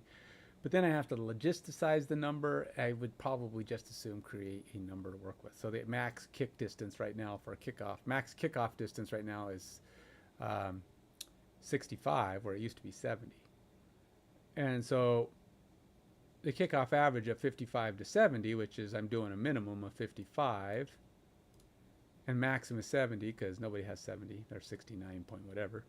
And then we have a 55 to 65 is the new range. So we're still going to be 55 for those guys, but we're going to squish everybody down and have their average distance adjusted down to the 65 zone so that we're comparable.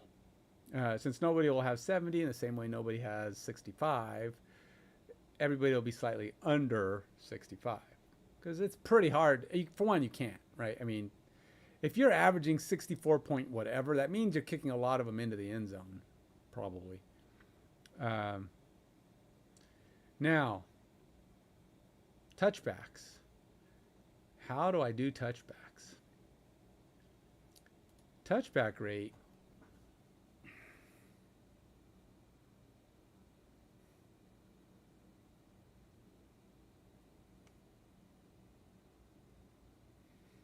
Has to be some consideration of the number of kicks. It has to be a rate.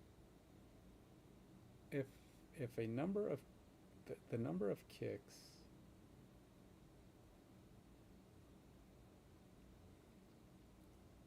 so they would get more touchbacks. I don't know because it's a rate, but it's like how do I increase that rate? I need to give them more touchbacks. How about if they're averaging over 65, which is only like whatever number of players. I can't give them 100%, right? I can't say they're averaging over. I can't say all their kicks were over. But based on their kick rate, maybe their touchback rate, they get that many more. Would that be realistic? Let's go see what some numbers look like if I do something like that. So if I was to go here and say, all right, the touchback percentage is 26 for this. Or let's see here. Let's sort by touchbacks, I guess.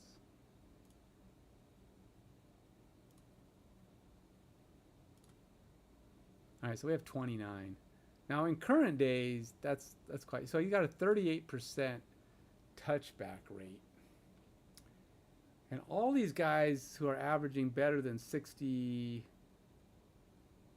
I think there's like quite a few guys that average over 65.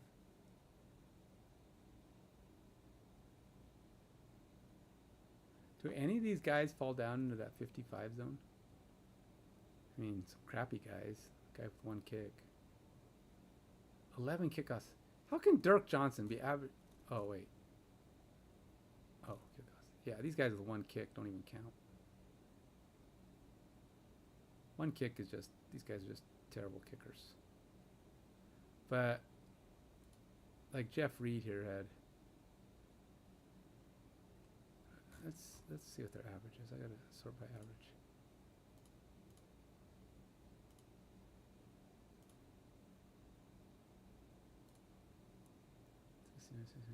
What's the lowest? 59.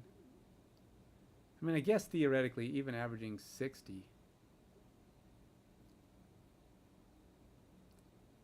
Maybe I'll do 62.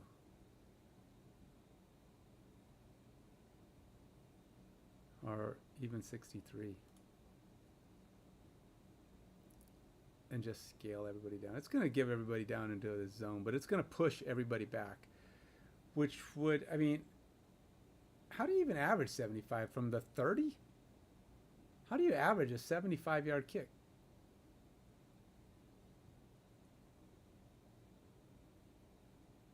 Did he kick off? Oh, there must, oh. I didn't even think about that. So this Shane Leckler, his only kick was a penalty kickoff. They had him kick from the 25-yard line. So it must have been one of those, you know, the excessive celebration or something in the end zone. So they have Shane Leckler, a guy who apparently has a long leg, come out, kick off the ball from the 25, and he kicks it 75 yards into the end zone. He gets a touchback. That's, oh, geez. And then he kicks it 75 yards and it gets returned to 95 yards. He gave up a touchdown. He kicked it 75 yards. It was returned to the end zone. Oh, he must have been not even on the 25. He must have been like on the 20. Must have been like a personal foul assigned to the kickoff. So from the 35, he went to the 20, kicked it to the 5, and it was returned for a touchdown. Boy, that did not go well for Oakland that day. You're like,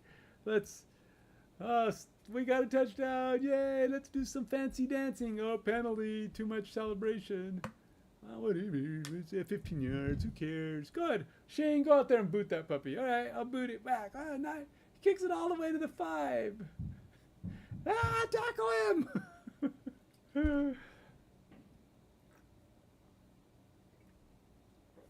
Why are you letting him run? Tackle him. Wow. That was a terrible day.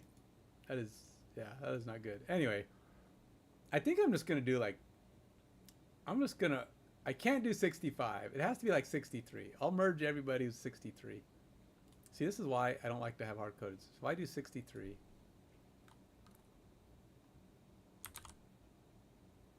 And I'll even go 62. It's almost everybody. I want everybody to be down there, but I'll say 62. So the guys who are less than 62, I'm not gonna scale them. But that said, I gotta move this up to 62. I might even go 62.1 to 65. So this just means if a guy is exactly 60, all right, I can't do that. If he's 60, I can't let him increase. Nobody should increase. At the very least, they should be at the bottom. So if you're 62, you get 62. If you're 60 something else, you get changes. And we're going to scale you down into a 62 to 65 range, which should give me a good, decent average. I still haven't, in all this chit chat, I still haven't figured out how I'm doing touchbacks. How do I want to adjust the touchback rate?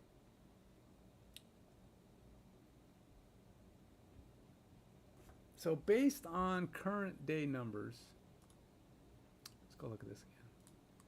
So 2024 touchback rates were typically in this, I mean, they go really high. I mean, look at that, 90, the Spencer Schrader with 18 kickoffs, 95%. I feel like a guy who's kicking only 18 times, they're not telling him to be fancy. They're just saying, go out there and boot the ball. Anybody who's kicking under 20 kicks is like, they don't have a, they're just out there to fill in for somebody who got hurt.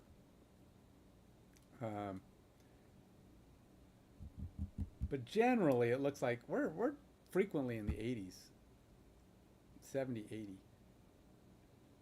So what I could do is scale their rates. Oh, that's what I should do, is scale their rates. So whatever their rates were then, I could assume those same guys would scale up. Oh, there we go. I think that's what I want to do. I'm going to scale their rates. And then based on that rate, I will calculate a new touchback number.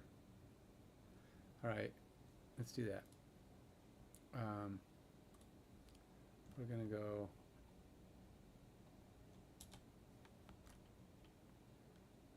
adjusted touchback rate equals scale value to range touchback, touchback rate equals get scale min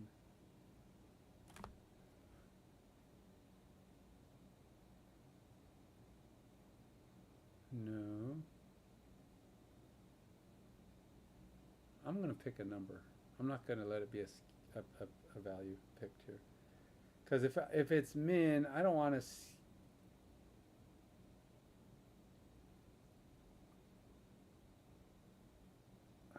Let's see.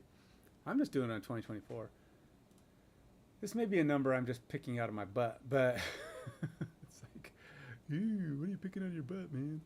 So if I did 62 as my number, this Phil Dawson's, oh wait, wrong number here. 62 is,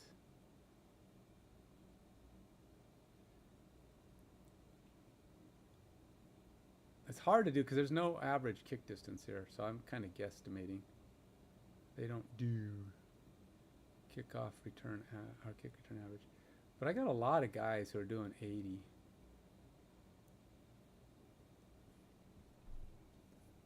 Could even be as high as, like, say 85. And I don't know what the normal amount is, but I could say like 80.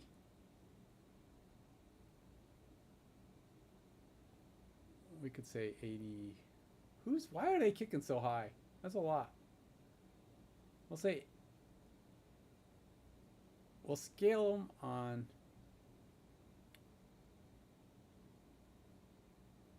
what's the number, 65? But based on their rate. So if I want to scale their rate up, so apples to apples, if I'm going to scale them up, that would mean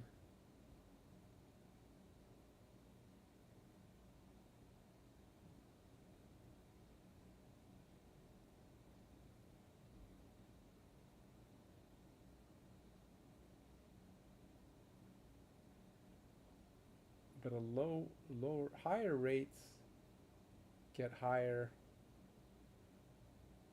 touchbacks. But we're going to scale their rate.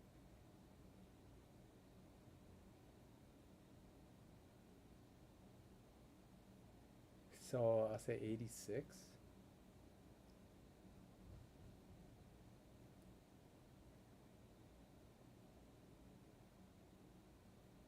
Let's see what it is in 24. There's 80. Cam Little had 85. What was 23? Holy moly. 90. Brandon Aubrey didn't even try. He just said, I'm knocking them all into the end zone. Screw this. 109 kicks. 99 of them went into the end zone. Jeez. 91. 91. He says, screw this mess. I'm not going to try to be accurate. 83, 89. I don't care about these hundreds because I don't count. 87.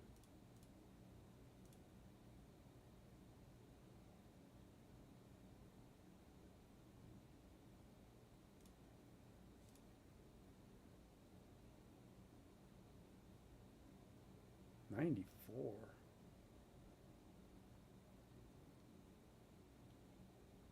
66 out of 70. He was going for perfect, man.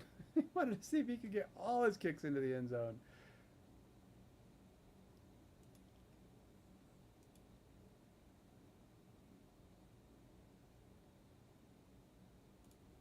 Just because I can, man.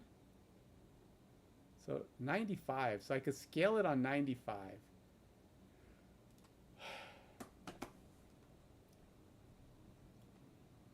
So that would be based on, man, these guys are some boomers. But what would I be saying is so that would be the highest rate guys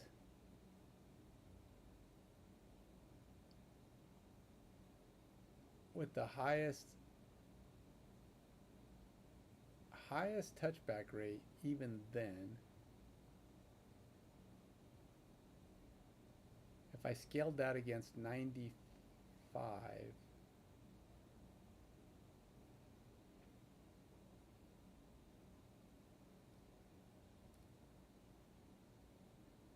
But 95 would have to be like. See, I'm not getting an exact rate because it's just a tough comparison. Because even if I scaled it on 95, it's like, okay, well, I can't make the highest on mine. I don't know that this guy is kicking. It's got to be something about his distance, right? You got to have an average distance that's really high. So, oh God, I don't know if it's worth it. Is it worth it to do this? I like accuracy. I love accuracy, and that makes my brain hurt to not do it. I'm really wondering if it's worth it. Because their average distance has to be far enough to justify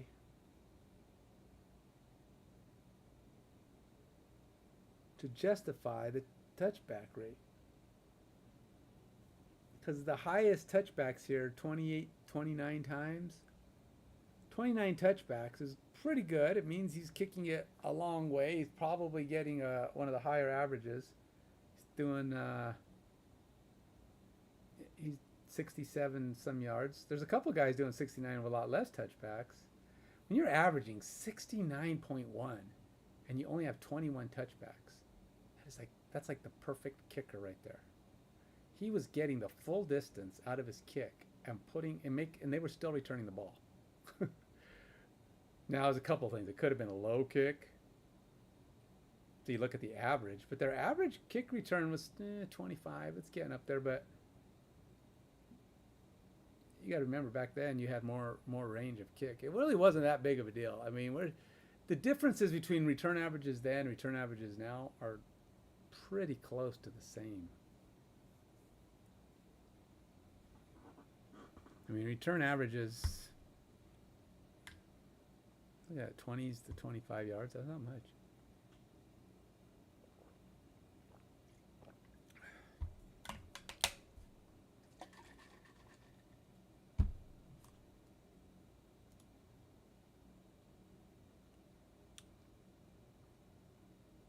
These guys had actually more. Why was it more? There's a lot of guys with 26, 28, 27, 28.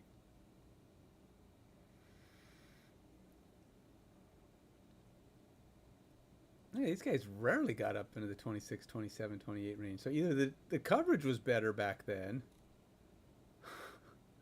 because they had to kick it further. So the guys are either... Well, the ball's in the air longer, so the guys had more time to run, but you can't outrun a football, so the football still got down there.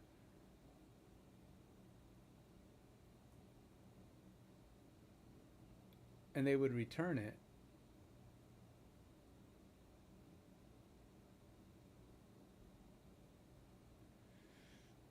In fact, more of them were returned.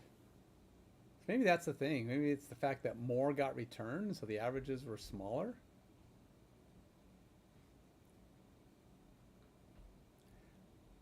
I don't know. They do some weird things in the NFL to try to change up how things work. Because they shortened the kick distance, and then they set up more penalties to state that they got to keep it kind of in play, allowing for and you know, also better field position if they don't return it.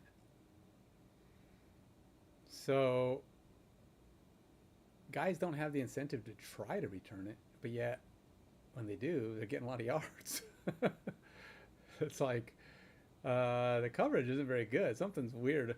Well, for one, it's harder now to get good, to reduce coverage or to get better coverage on kicks, because they're not allowed to move anymore until the ball's kicked.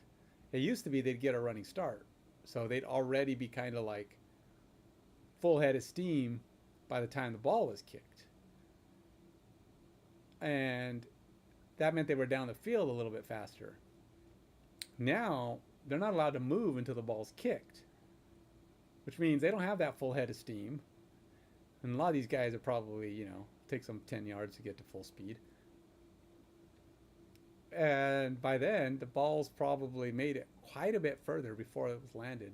But I still think it seems like, you know, the shorter distance, a good kicker should be kicking that ball up into the air, getting some hang time. I don't know.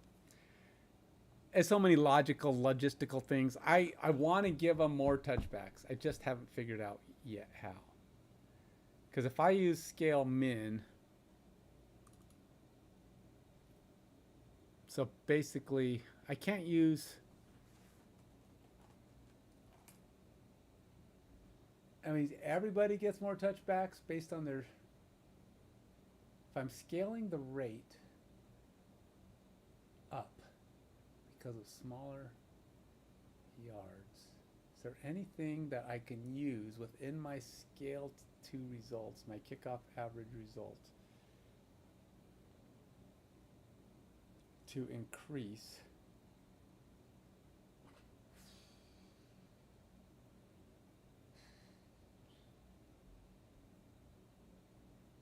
if I scale the average rate, if I scale the rate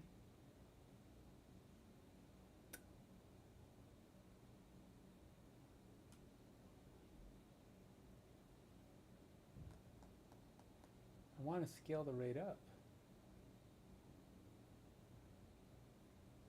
but I want the minimum.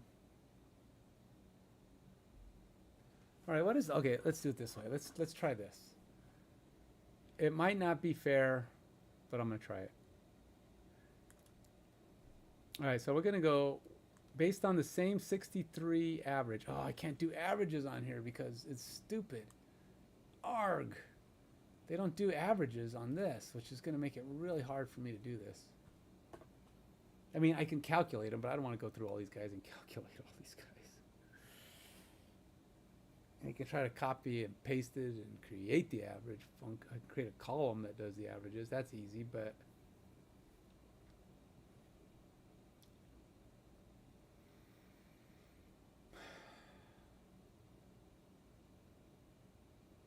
I could do it based on the number of kicks, but that's different quality of player.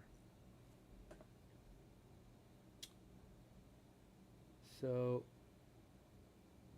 just because you're kicking a lot doesn't mean you're going to get more kick touchbacks.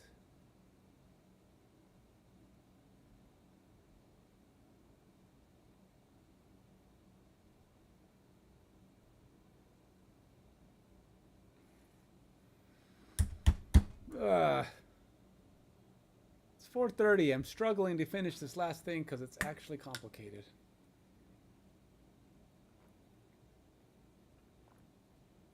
I could cross the board increase their touchbacks.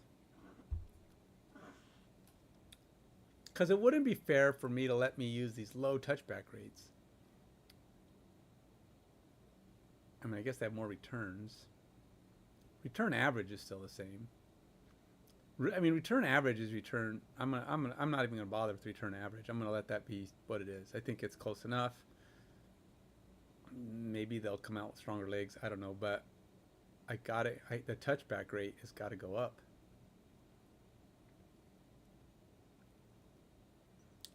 Touchback rate's got to go up. I have to. What if I take this value? We go here and we just say add new page.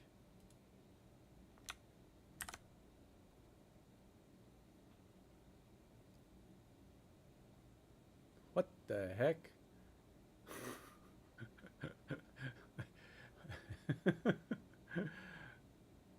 Holy molians. What the heck did I get there? I got a bunch of dudes' faces. Wow. Can I like go, can I get like all you guys to go away?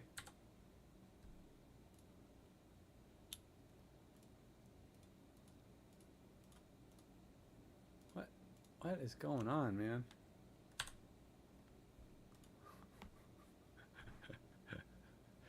Ah.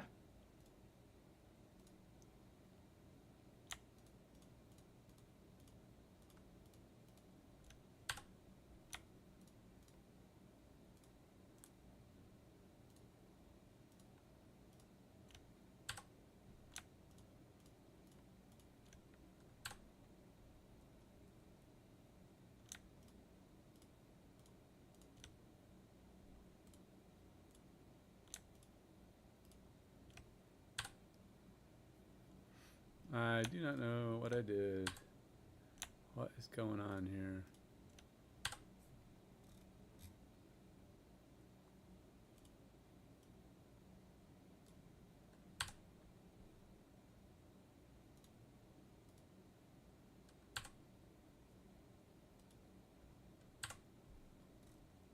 I do not know what is happening.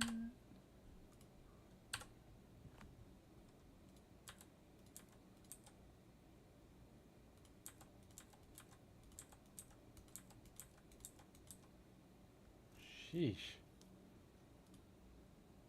Obviously, it gives you all the player faces. I don't want their faces. There's a lot of kickers. A lot of kickers. Sucks is I'm gonna have to do that again.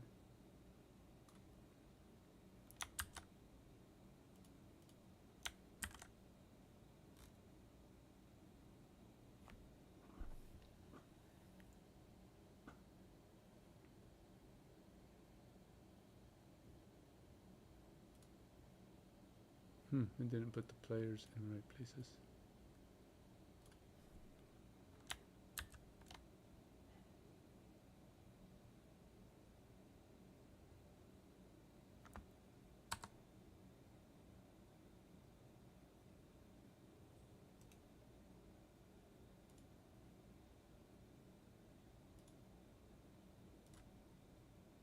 What?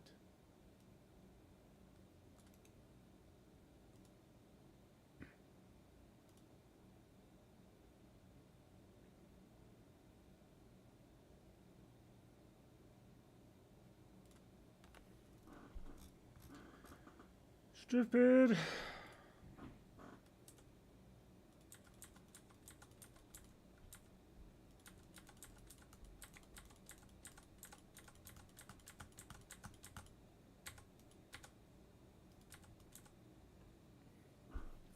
That's 2 pages of kickers. Is it worth bothering with the next page? Do I have that many that it even matters? I don't care about those guys.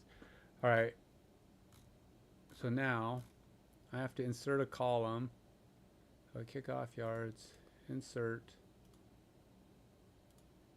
and we gotta say average. And I'll say kick average, kick average.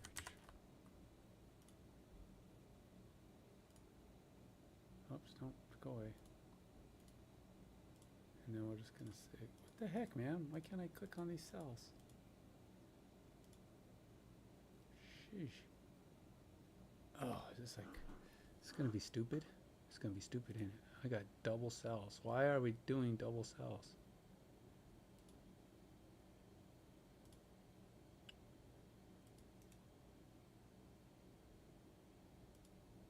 Ugh. You suck.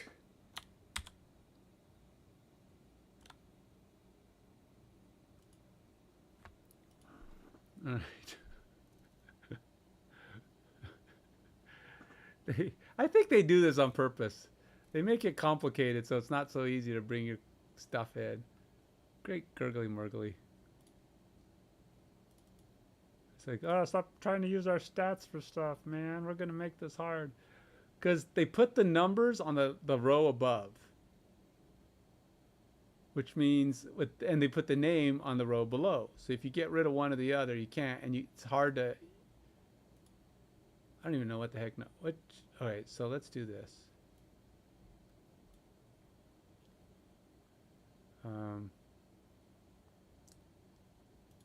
Average.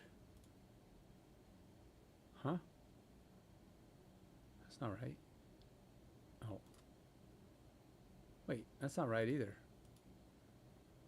BC.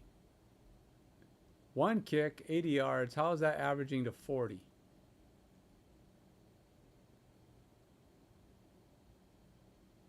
Huh?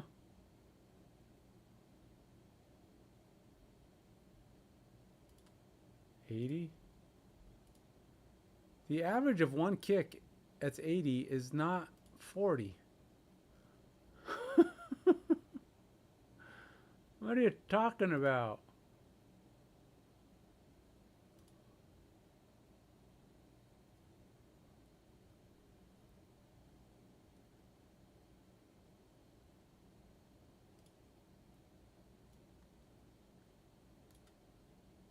I don't know what it's doing. I'm gonna.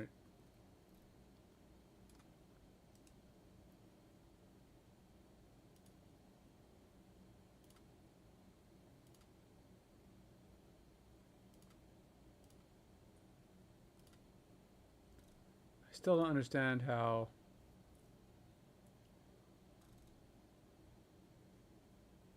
It's delusional. That's all I know.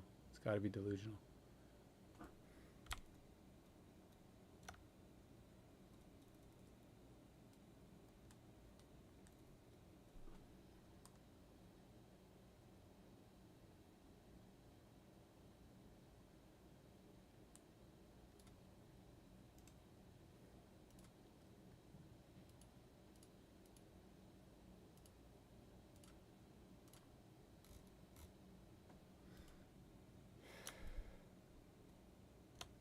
So explain to me how the average of B2 and C2 is 40.5.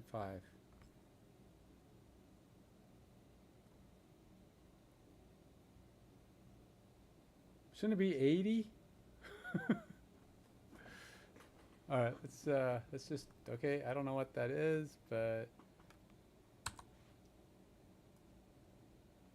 we're gonna say B2 divided by C2. No, C2 divided by B2.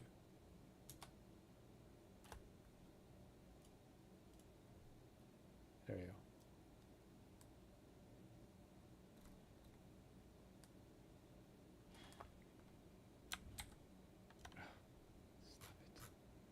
What?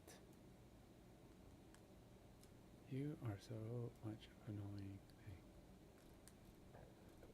Why?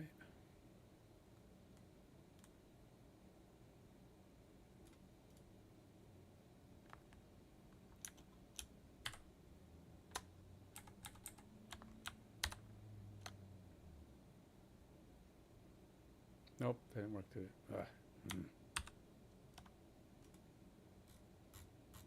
Because it's this. I am just really struggling to get this. Fine, just do it this way. Org. Division by 0. What? Oh, because I fed all these columns. Because of course it has to divide the ones that don't exist. Whatever.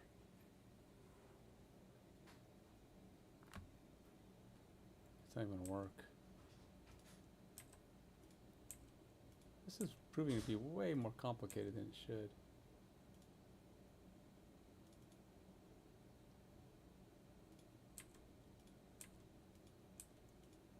I'm sure there's a faster way to do this, but... And all I wanted to do is see their average kick distance. That's all I wanted.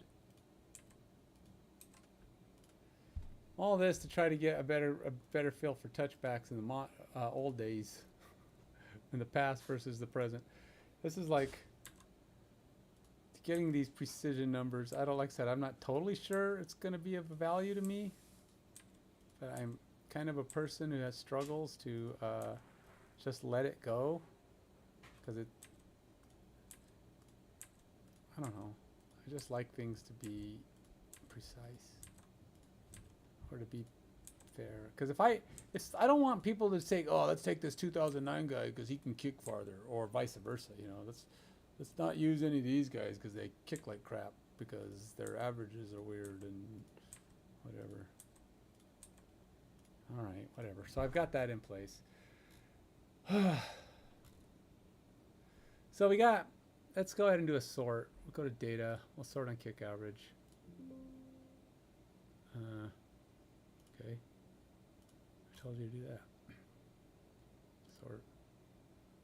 How many has headers? I want to say kick average. Largest to smallest.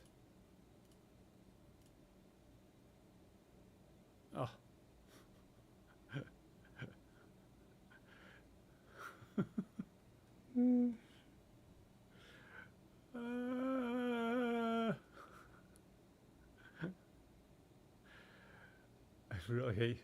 I really hate you, football fever people. You suck.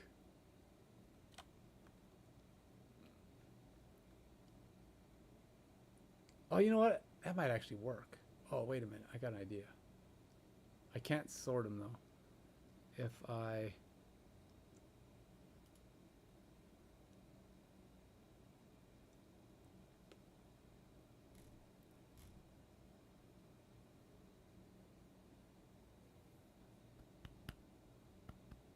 was thinking, there's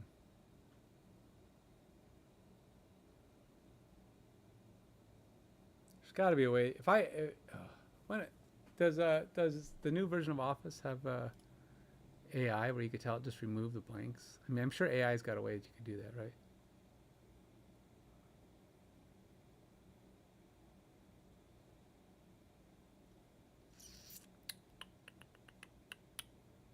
There's really no way to do this. Nice. Because if I, wait, what if I just delete this one?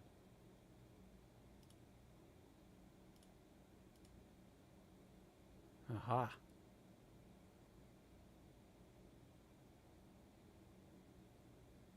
And that should put everybody in line, right?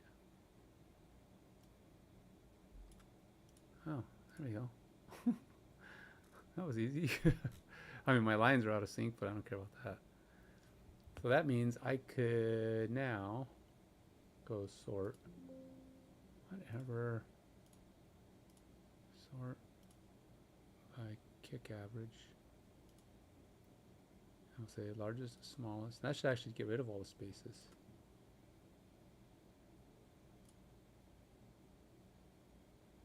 Or not.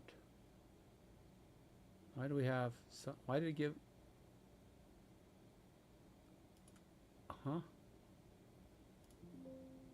Come on, stop it. Sort largest to smallest. All right.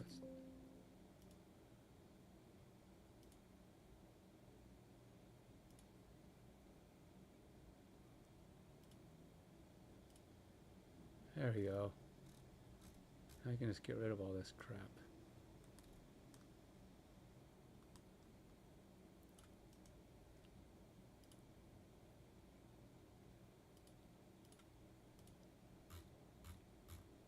There we go. I got decent numbers now.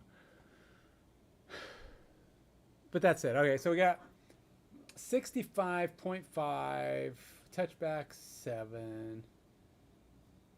How do you get 65? How do these guys have a 65 average? Max distance is 65.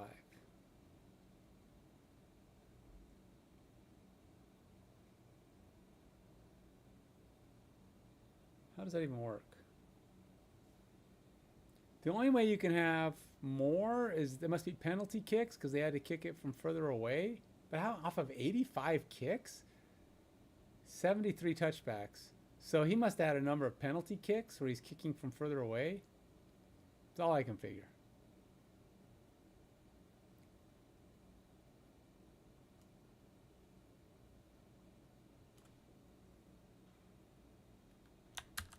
Let's see if AI agrees. How do these guys have an average over the max of 65?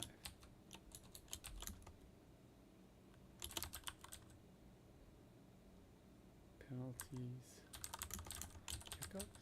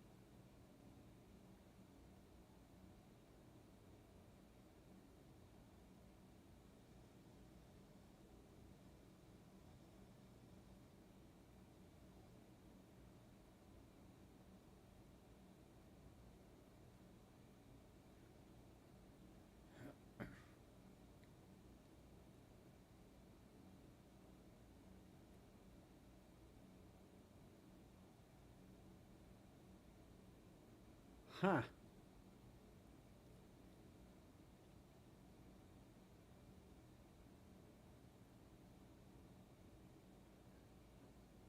Huh.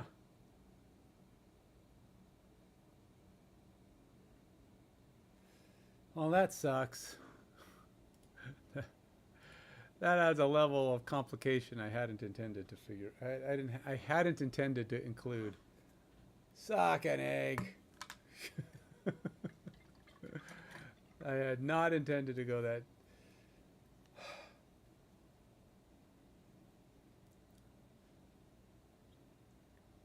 Oh my gosh.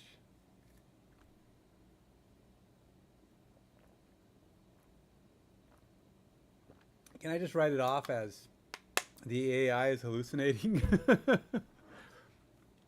look at this guy. He's averaging 64.8, but only 10 of his kicks did not go into the end zone or were not touchbacks. In other words, not only 10 of his kicks did not go 65 yards or further. Out of 109. So how is it he doesn't have a better than 65-yard average? Does that mean his other kicks are all just crap? His 9 kicks are crap, and when he does get into the end zone, 99 out of 109 times, it's just barely into the end zone? Because if you were going 7, 8, 9 yards into the end zone consistently for those 99 kicks, and I can't imagine if you're getting there 99 out of 109 times that you're kicking them all shallow. I'd have to guess you're averaging 5 yards into the end zone at least on those kicks. That means on all your other kicks where you're not, or at least on all those times, those other 9 kicks have to offset your average kick distance by 5 full yards to bring you down under 109. I mean, they had to be really bad kicks. It just doesn't feel right. Something weird about that.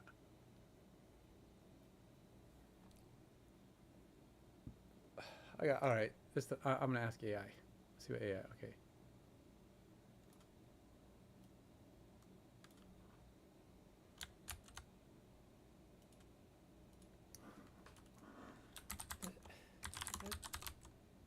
Does not feel right.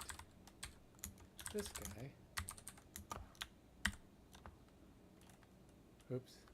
Nope. I gotta give context.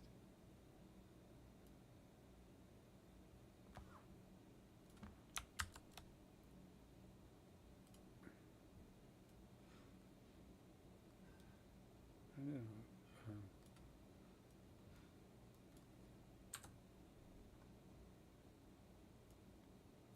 Brandon Aubrey had 99 out of 109 kicks go as touchbacks.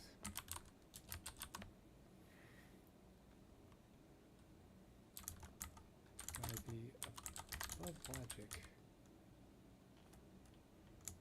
he should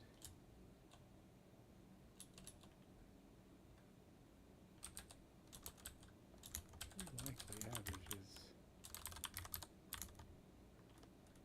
well, above 3 or 4 yards into the end zone. Possibly more, as so few are returned.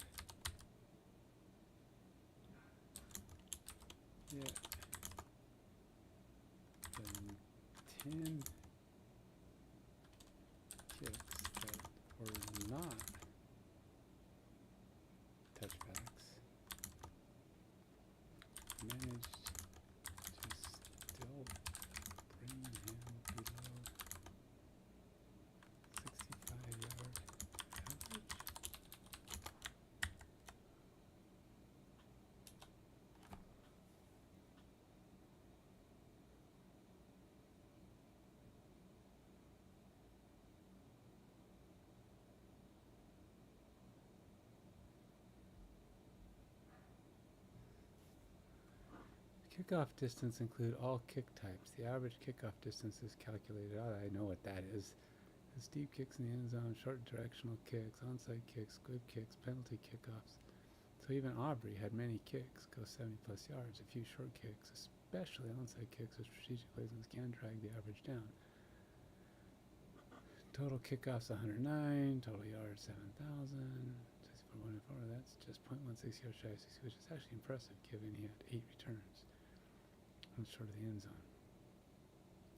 He had one out of bounds kick, which may have been short. He may have had a few onside kicks or squibs, though onside kick is 0 here, so maybe not. Even a handful of kicks landed at the 10 to 15 yard line, say 50 to 55, will pull the average down slightly.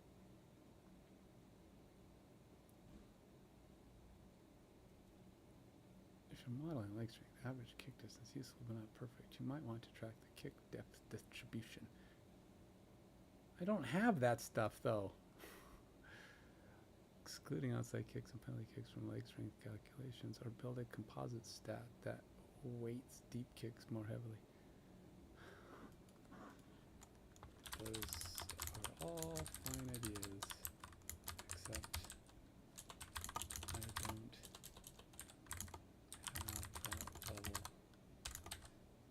stat detail.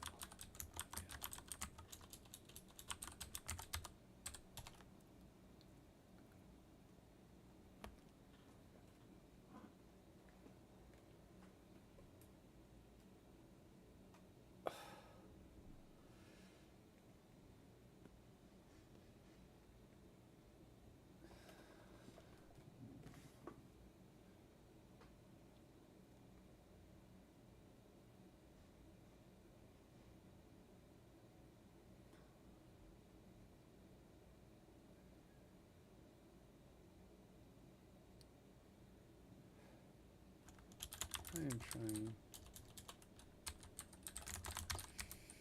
figure out a touchback rate scaling system would bring 94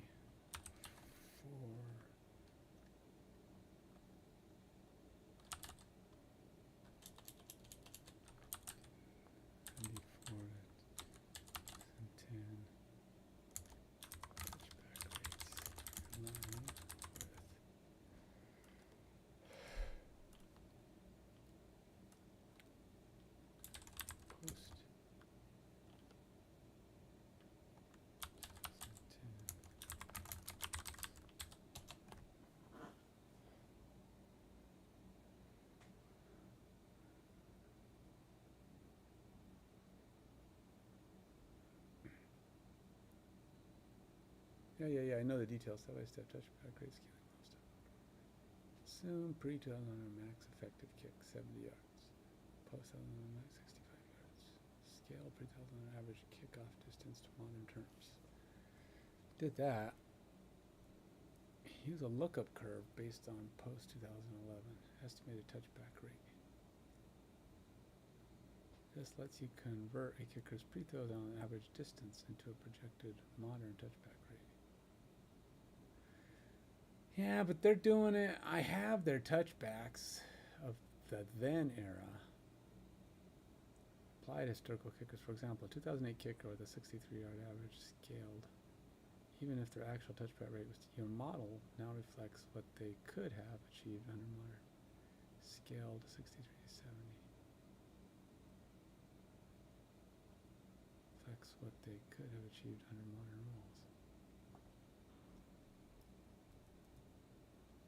I don't want a coach thing. He's always trying to offer coach assistance. I don't want coach adjustments. Coach adjustments are like a skill that I would apply to a coach. Should not have anything to do with the player. I mean, if the coach is doing stuff and he's asking him to do things, blah, blah, blah, whatever, that's fine. I can maybe build something like that into coaches later at some point down the road. But the kicker himself is just the kicker. I'm not considering. I just want to know what the kicker can do. What?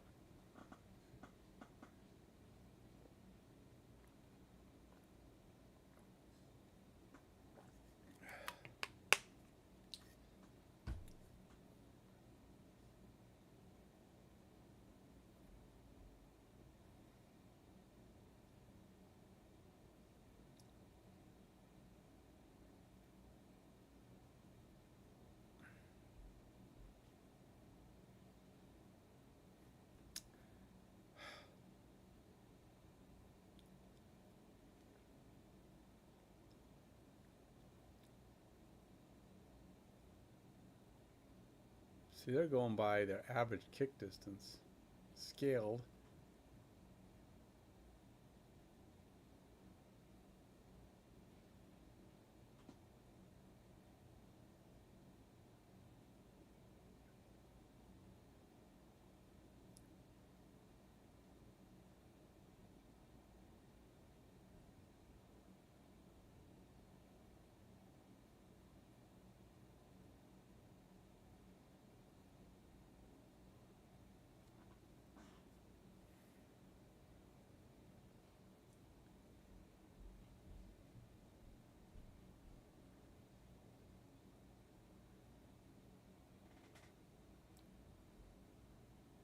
Yeah, I don't know if I can do it.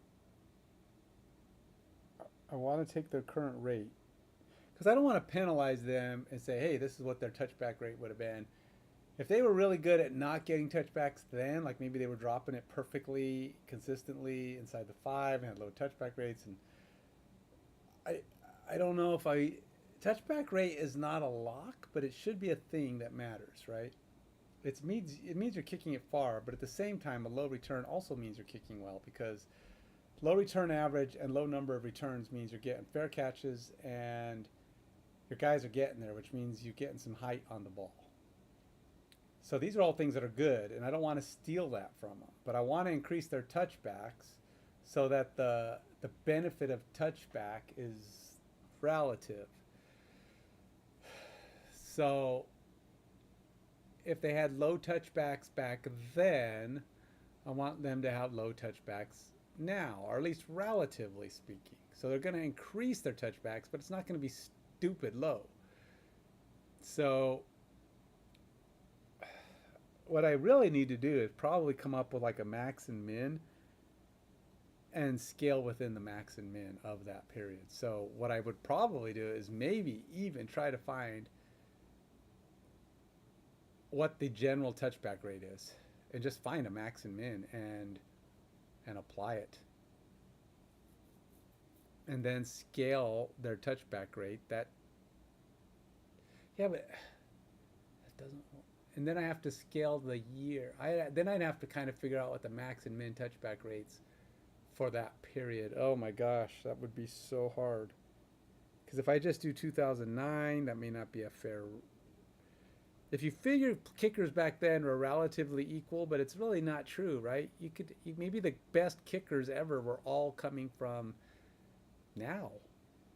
You know, the era of 2011 beyond. And then or the era could have been before, 94 and before, and then maybe they're just a bunch of bad kickers. And if I scale them the same, or maybe it's the opposite. All the great kickers are in that period of time. Then I'm scaling them down and pinning them down into that zone. It's not good.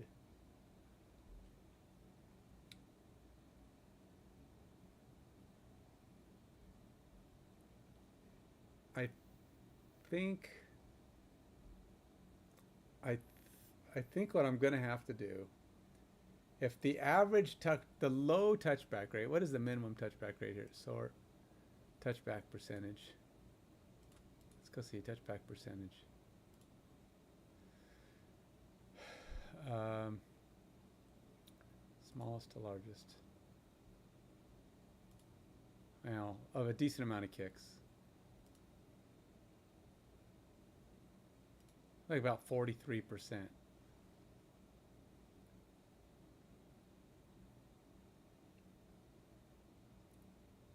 I mean, I could say something like 40% or whatever, just something small. I could set the bottom at 40% because that's pretty high. And if I go look at kickoffs here, the 40% is like higher than everybody here. So if I scaled everybody up on a 40% minimum,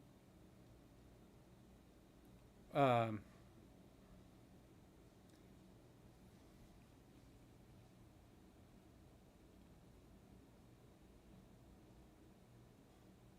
a 40% minimum.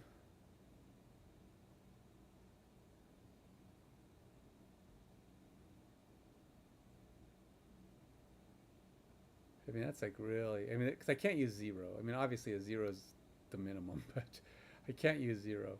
So I have to do something like, if you have more than 30 kicks, minimum touchback rate is 40%. So we take all the current touchback rates, whatever they are, and push them into a 40% to 90% range.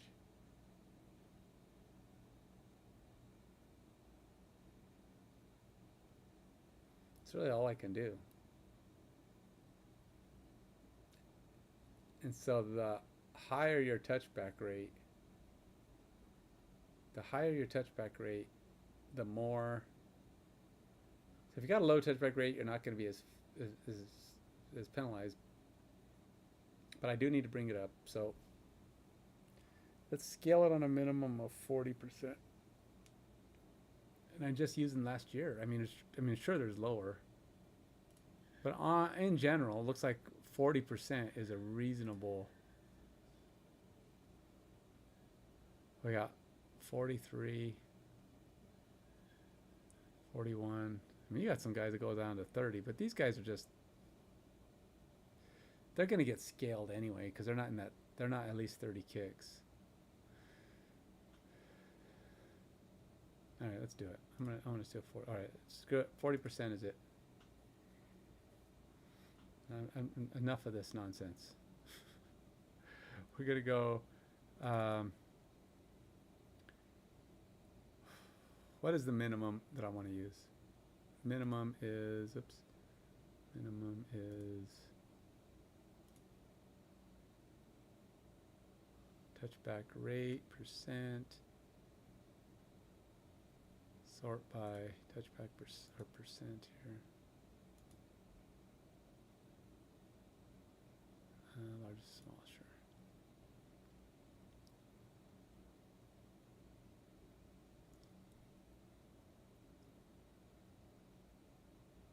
Whew, look at these guys, 3.8%. On 80 kickoffs, 3.8%.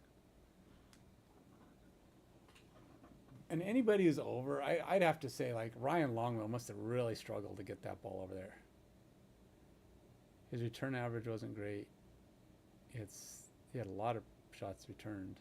74 out of 80. Jeez. His average kick distance was only 60, so he doesn't even qualify for my my ratings.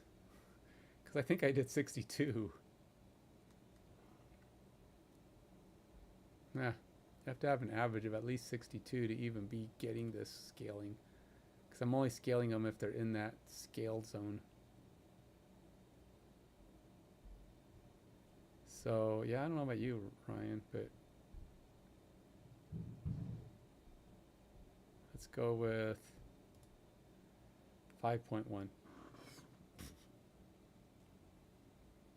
5.1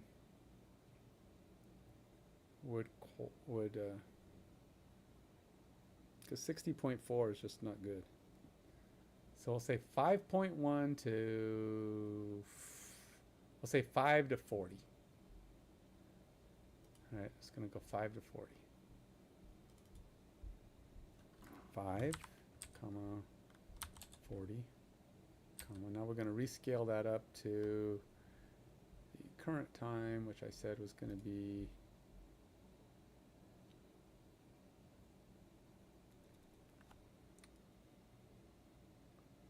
going to be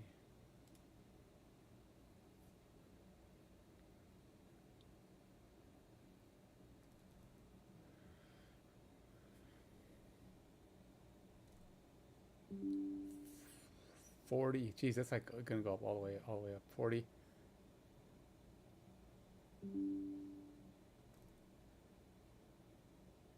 $40 to 90. 40 to 95.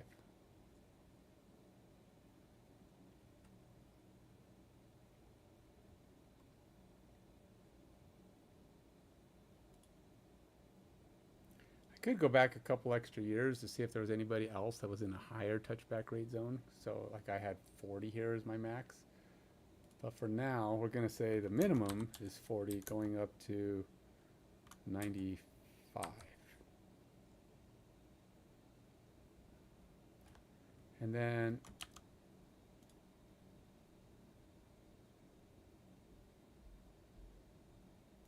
only those people are going to get it. And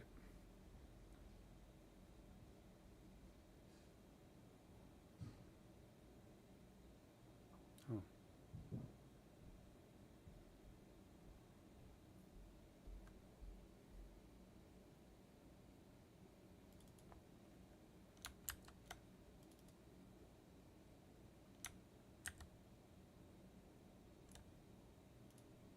And we're going to take that touchback rate, and we're going to go touchbacks equals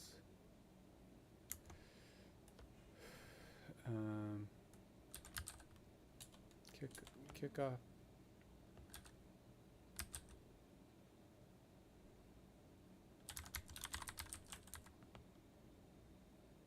temps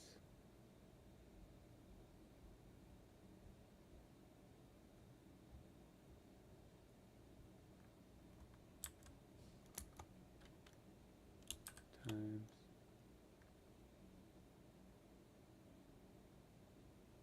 why is it divided by 100?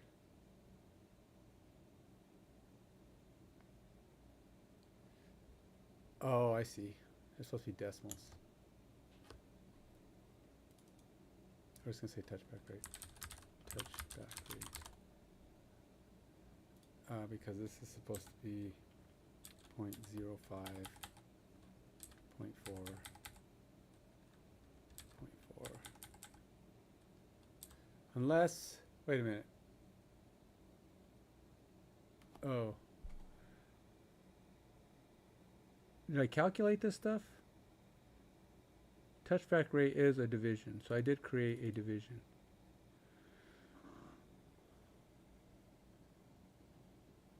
I'm not reading it because it's not actually available. I just got touchbacks and multiplied it. There is a touchback percent. I guess I could have just grabbed it, but it would have been a whole number and I would have to deal with that. So let's just leave it as this. Touchbacks.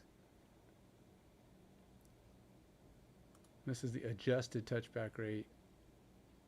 And the only reason I didn't create this as a new variable is because some of these aren't going to be filtered into here. All right. So that said, I should be getting a new value for my touchbacks, which will increase the number of touchbacks that I have, somewhere between 40 and 95. I was going to go look at this and see if... because it seems that we generally, to touchback percentage, we got, I think 95 in 2021. Somebody hit like 95 or 94. Or maybe it was 22.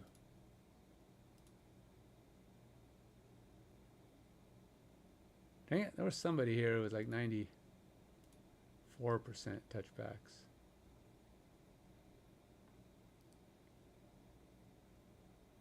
I don't count the 100 because that's not a person who... there he is, 94.3. 94.3 out of 70 kickoffs, 66. So I'm setting it at 95 because I want it to be kind of max of what I think is kind of the max. That's pretty high. And then now let's see how far back they go. 2008.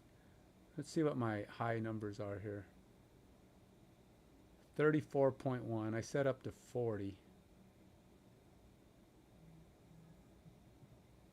And then what's the min? Min off of a good number. 75. No touchbacks off of 75? Well, I can't use that. That means the guy has a terrible kicking average. I bet you he's got 75 kickoffs and he never had a touchback. That's insane.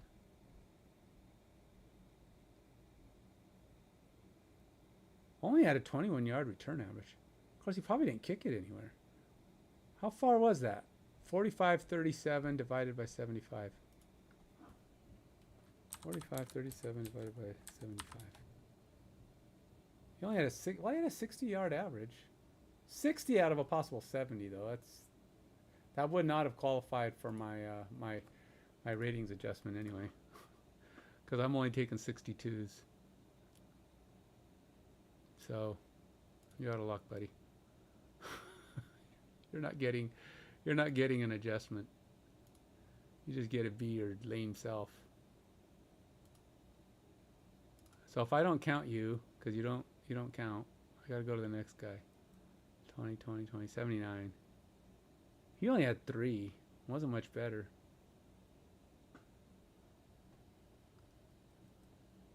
I still think guys that are that low are just not very good kickers. 47.73 divided by 79.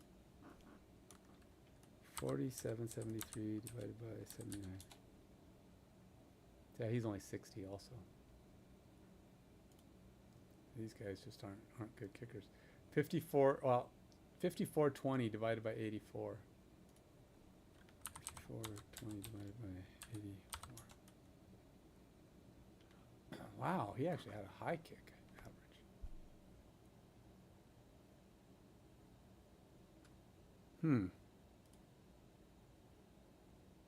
And he only had 6. Right. Wow, Ryan. I don't know what to say about that. What did I say? 7. Well, I have 5% as the minimum. What did I have him here as? Dang it. Why are you doing that?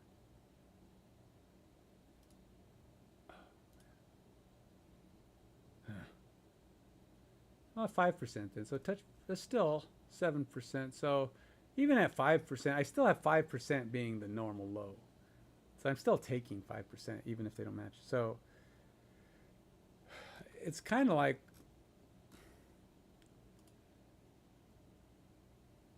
and the high is 40. I don't think I have anybody who's going above 40. I don't think this number even goes above. It only goes like one more year. 34. 2007. 45. Matt Prater at a touchback rate of 45. Oh, but he only had 11 kicks. Can't use that. He won't have a. See what they were in 94, back when it first started. 29. Jeez. People didn't know how to kick back then. 32. So it looks like 40 is a good number. I don't think many people broke that.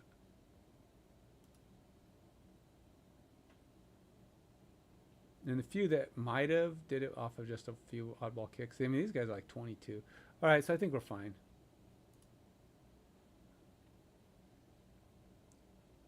So a 40% rate would equate to a 95 rate here. If you're less than 5 or 7, you're going to upgrade to around a 40.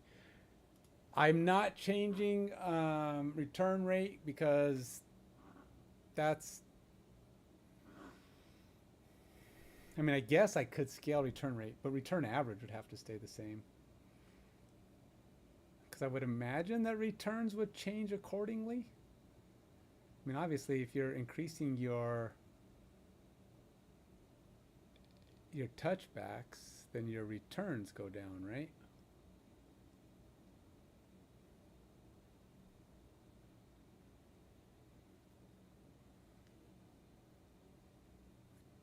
I could lower that and then have an adjusted return rate.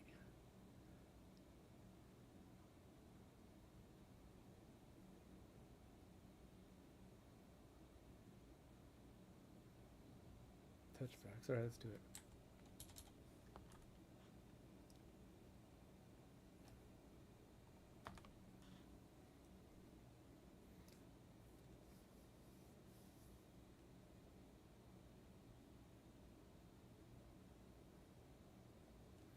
I'm going to say return rate equals kickoff returns against minus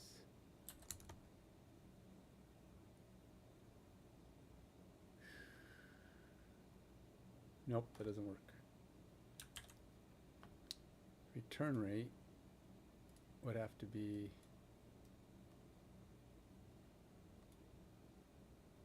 I can't just do it straight up, and there's also little oddball things like I can't just subtract. What are the I know. Kickoff returns against is minus the increase in touchbacks, but unfortunately I can't do that because I'm using an adjusted touchbacks. I broke my touchbacks. Let's go. Let's do this. Pre-adjusted touchbacks.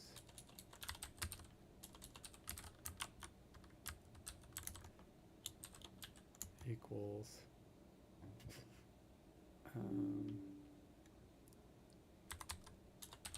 touchbacks, and then we're going to go pre-adjusted touchbacks. We're going to say touchbacks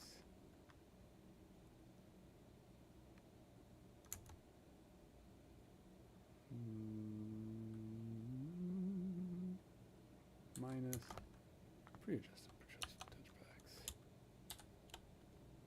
I don't know if this matters. Let's see if I'm right. Okay, so touchbacks, taking away the pre-adjusted, because that means we're already calculated in the pre-adjusteds, because that's already part of the whole thing. So we're gonna take the kickoffs, and then we have the extra touchbacks that I just created. I just got, which is calculated by the touchback rate. So whatever my new amount of touchbacks is, I'm going to subtract that from the kickoff returns against, and that's going to be my new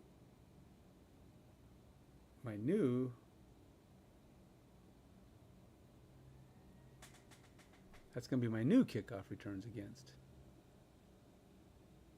Actually, that's actually this. Actually, I did that wrong. It's going to be kickoffs returns against.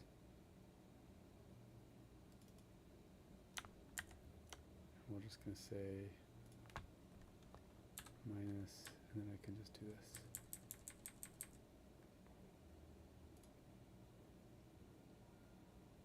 Oh, I did that backwards. Okay.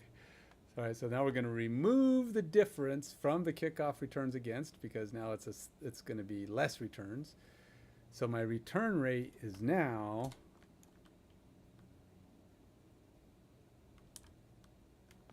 kickoff return rate, kickoff attempts.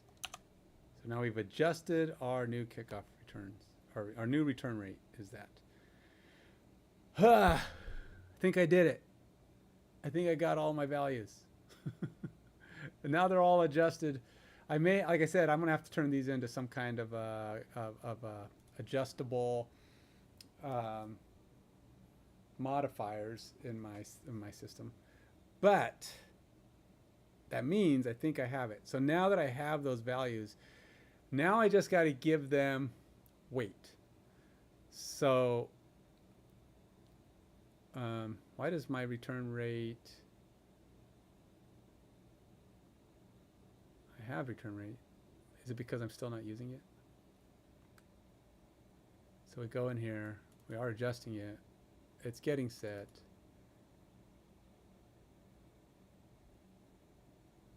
But I'm not using it anymore.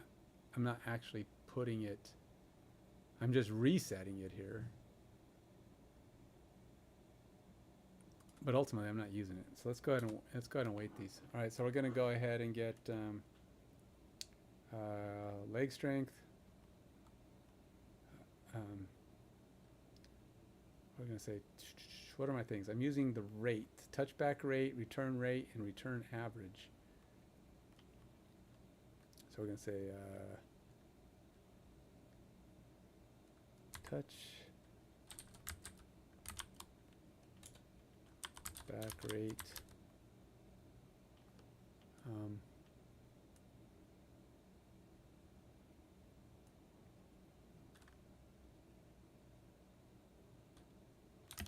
value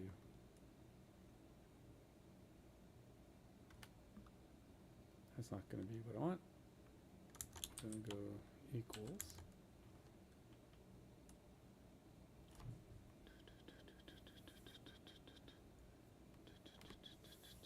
And then we're going to, you know what, I'm also going to go, I'm going to just put all these in here. We're going to go return rate equals, return rate value equals, and we're also going to have return average value equals, and then I'm going to do something similar to what I did up here, where I scaled them for weight. I weighted them somewhere. Where is it? Oh, it must be QB skills that I did it on. So I need to weight these. I think I'm just gonna scale them. I think I will scale to min and max. That's what I will do. Scale value to range. We're gonna go touchback rate. Now that works. Scale value to range. Oops, it's not gonna let me fix that.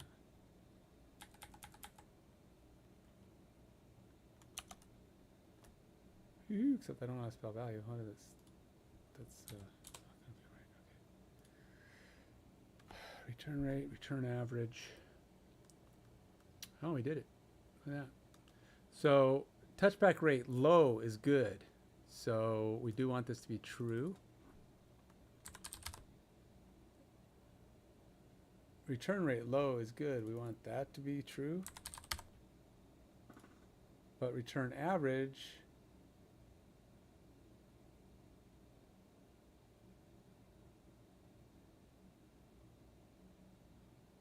oh, I have 4 values I want. I have return rate, return average. We want all these to be true. However, I'm missing one. I need one that's not true, and that's going to be my kick off average value equals scale value to range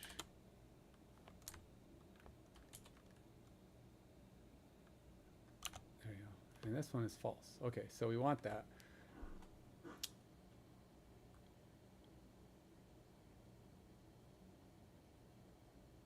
So we're going to have our minimum values, my maximum values, all going to determine how close they come to 1.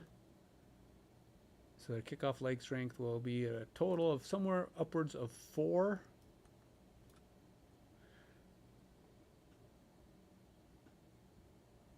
And then our kickoff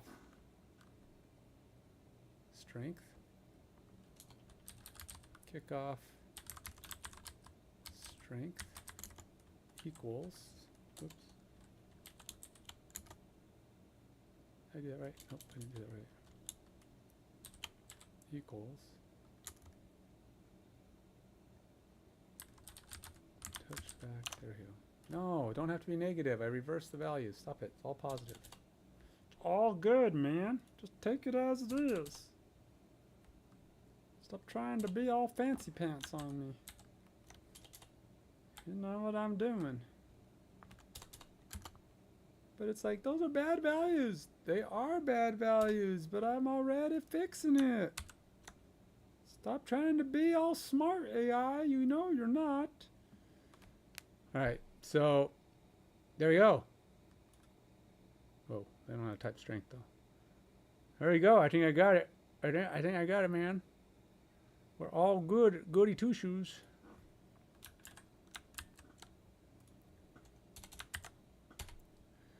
Oh, what a pain in the back McTooshers that was, man.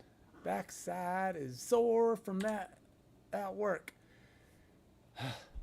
And I haven't even done field goal strength. Field goal strength is going to be easy though, because really all that is based on your longest kick. Ding. That's it. I mean, how far can you kick? Well, your longest kick is blah. That's easy.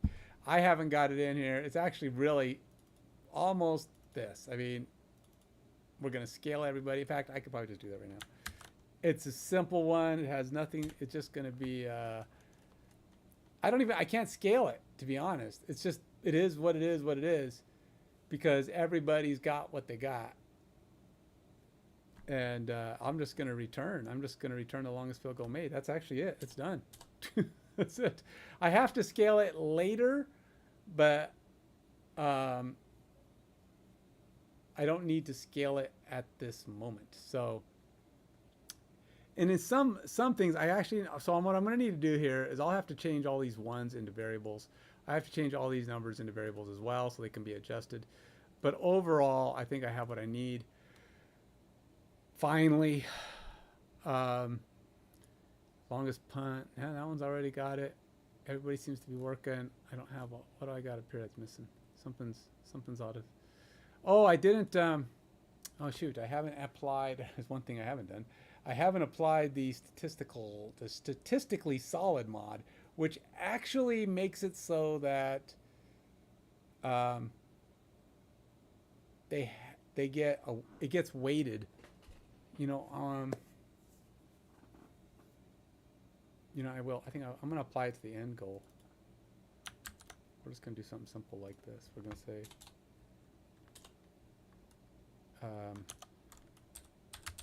kickoff strength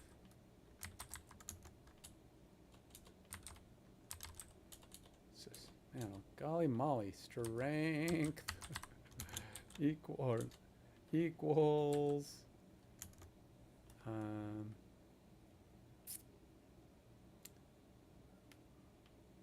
kickoff leg strength, no.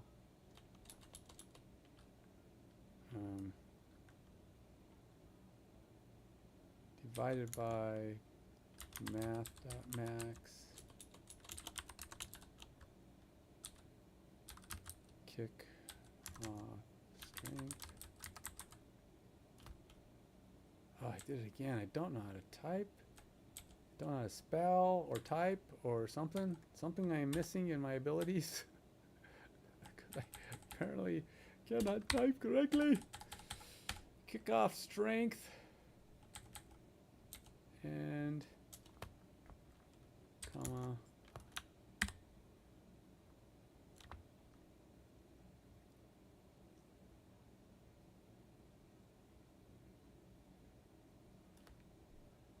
All right, so we're going to say the max of this. Oh, wait, what did I do wrong? No, it's equals divided by kickoff strength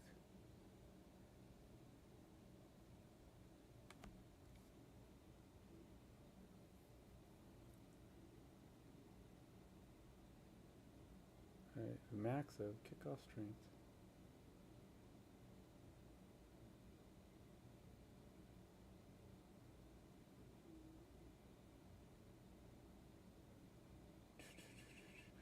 I'm doing something wrong here.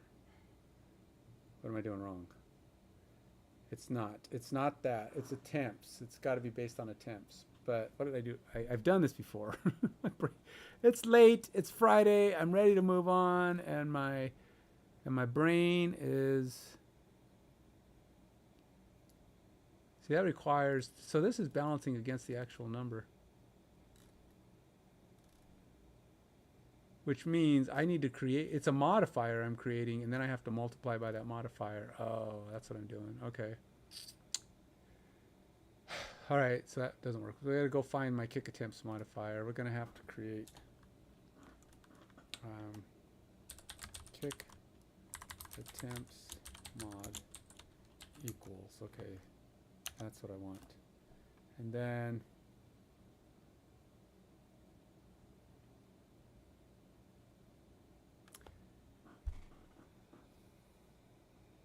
but that's going to be a number.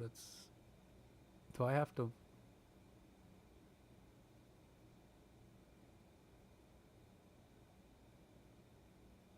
Yeah, that doesn't work. What am I doing wrong? See, it's too far into the calculations. I can't go back on this. I need it to be a percentage. I don't know. I don't know why this is not. Okay, I'm just, like I said, this is late. How did I do it in the past? I know I've done this. Control modifiers, punt return skill. Oh, that, okay. Now, never mind. I got it. I got it. My brain is gonna make this move here. I can get rid of that.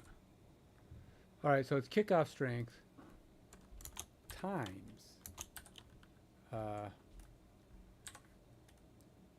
kick off attempts divided by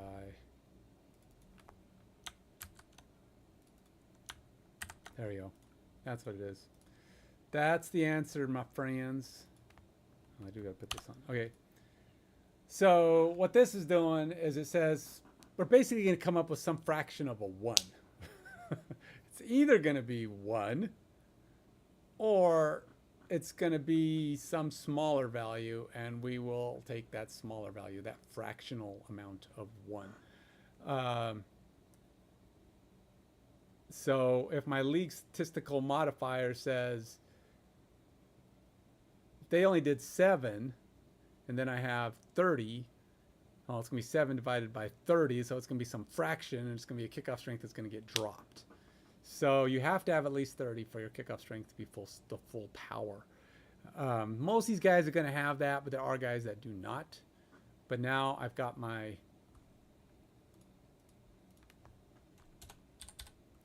apply the minimum required statistical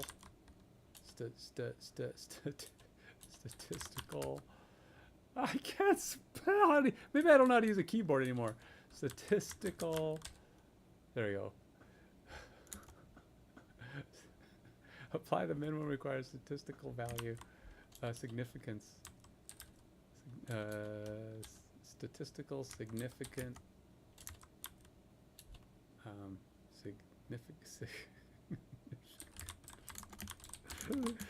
to get full value of,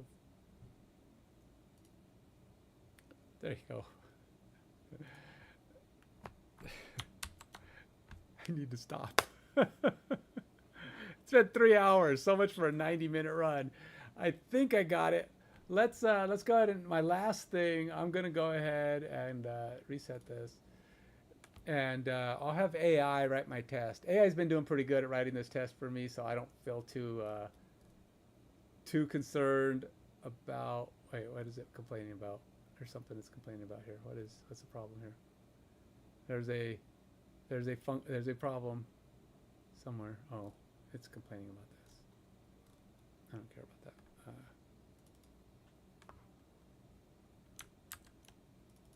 There you go. Put that there. So we done? Kind of covered everything. What's going on up here?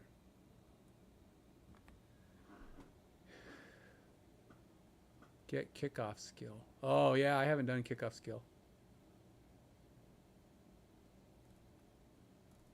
I haven't done punt skill either. Ah, you're lame, Ken. All right, so we're gonna comment these out for now.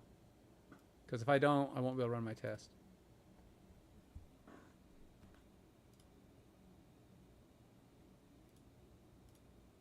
All right, I have to do skill. Skill is I don't know how I'm gonna do skill. Skill is one I'm gonna look into doing, but really what it comes down to is trying to figure out how good these guys are at ball placement. It's gonna have something to do with, again, probably some amount of low touchback and low returns. Yeah, it's ball placement. Skill. Yeah, I don't know. I may not be able to do much with that. We'll look. We'll see what skills are gonna make good for that. But all right, using the same model as the, let's see here, player stats test. What do I want to do? Which one of these works pretty good? Get run blocking test as the test get run blocking test. That's weird. Oh, run blocking skill function. I need. Let's go. Wait, what? What?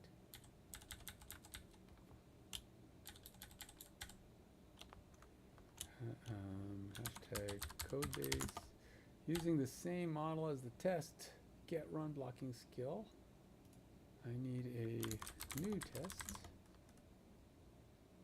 for the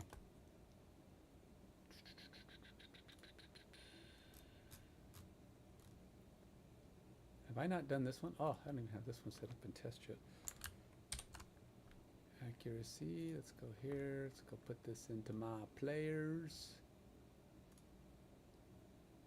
And we will go player skills and offensive skills. Oh no, special team skills.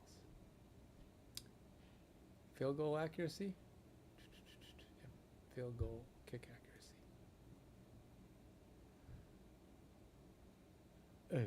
Where'd it go? It expanded my other stuff for some reason, but okay. How'd I end up with duplicate? I don't want duplicate. How did I even put that?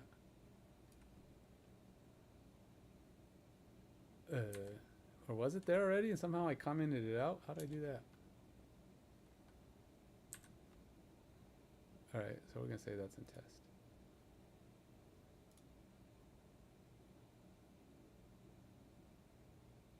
I need new tests for the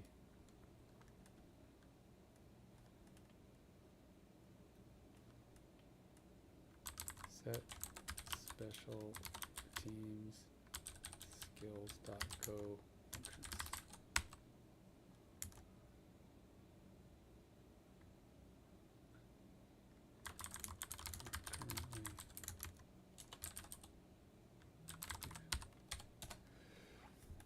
That's it. I'm going to let AI build that up.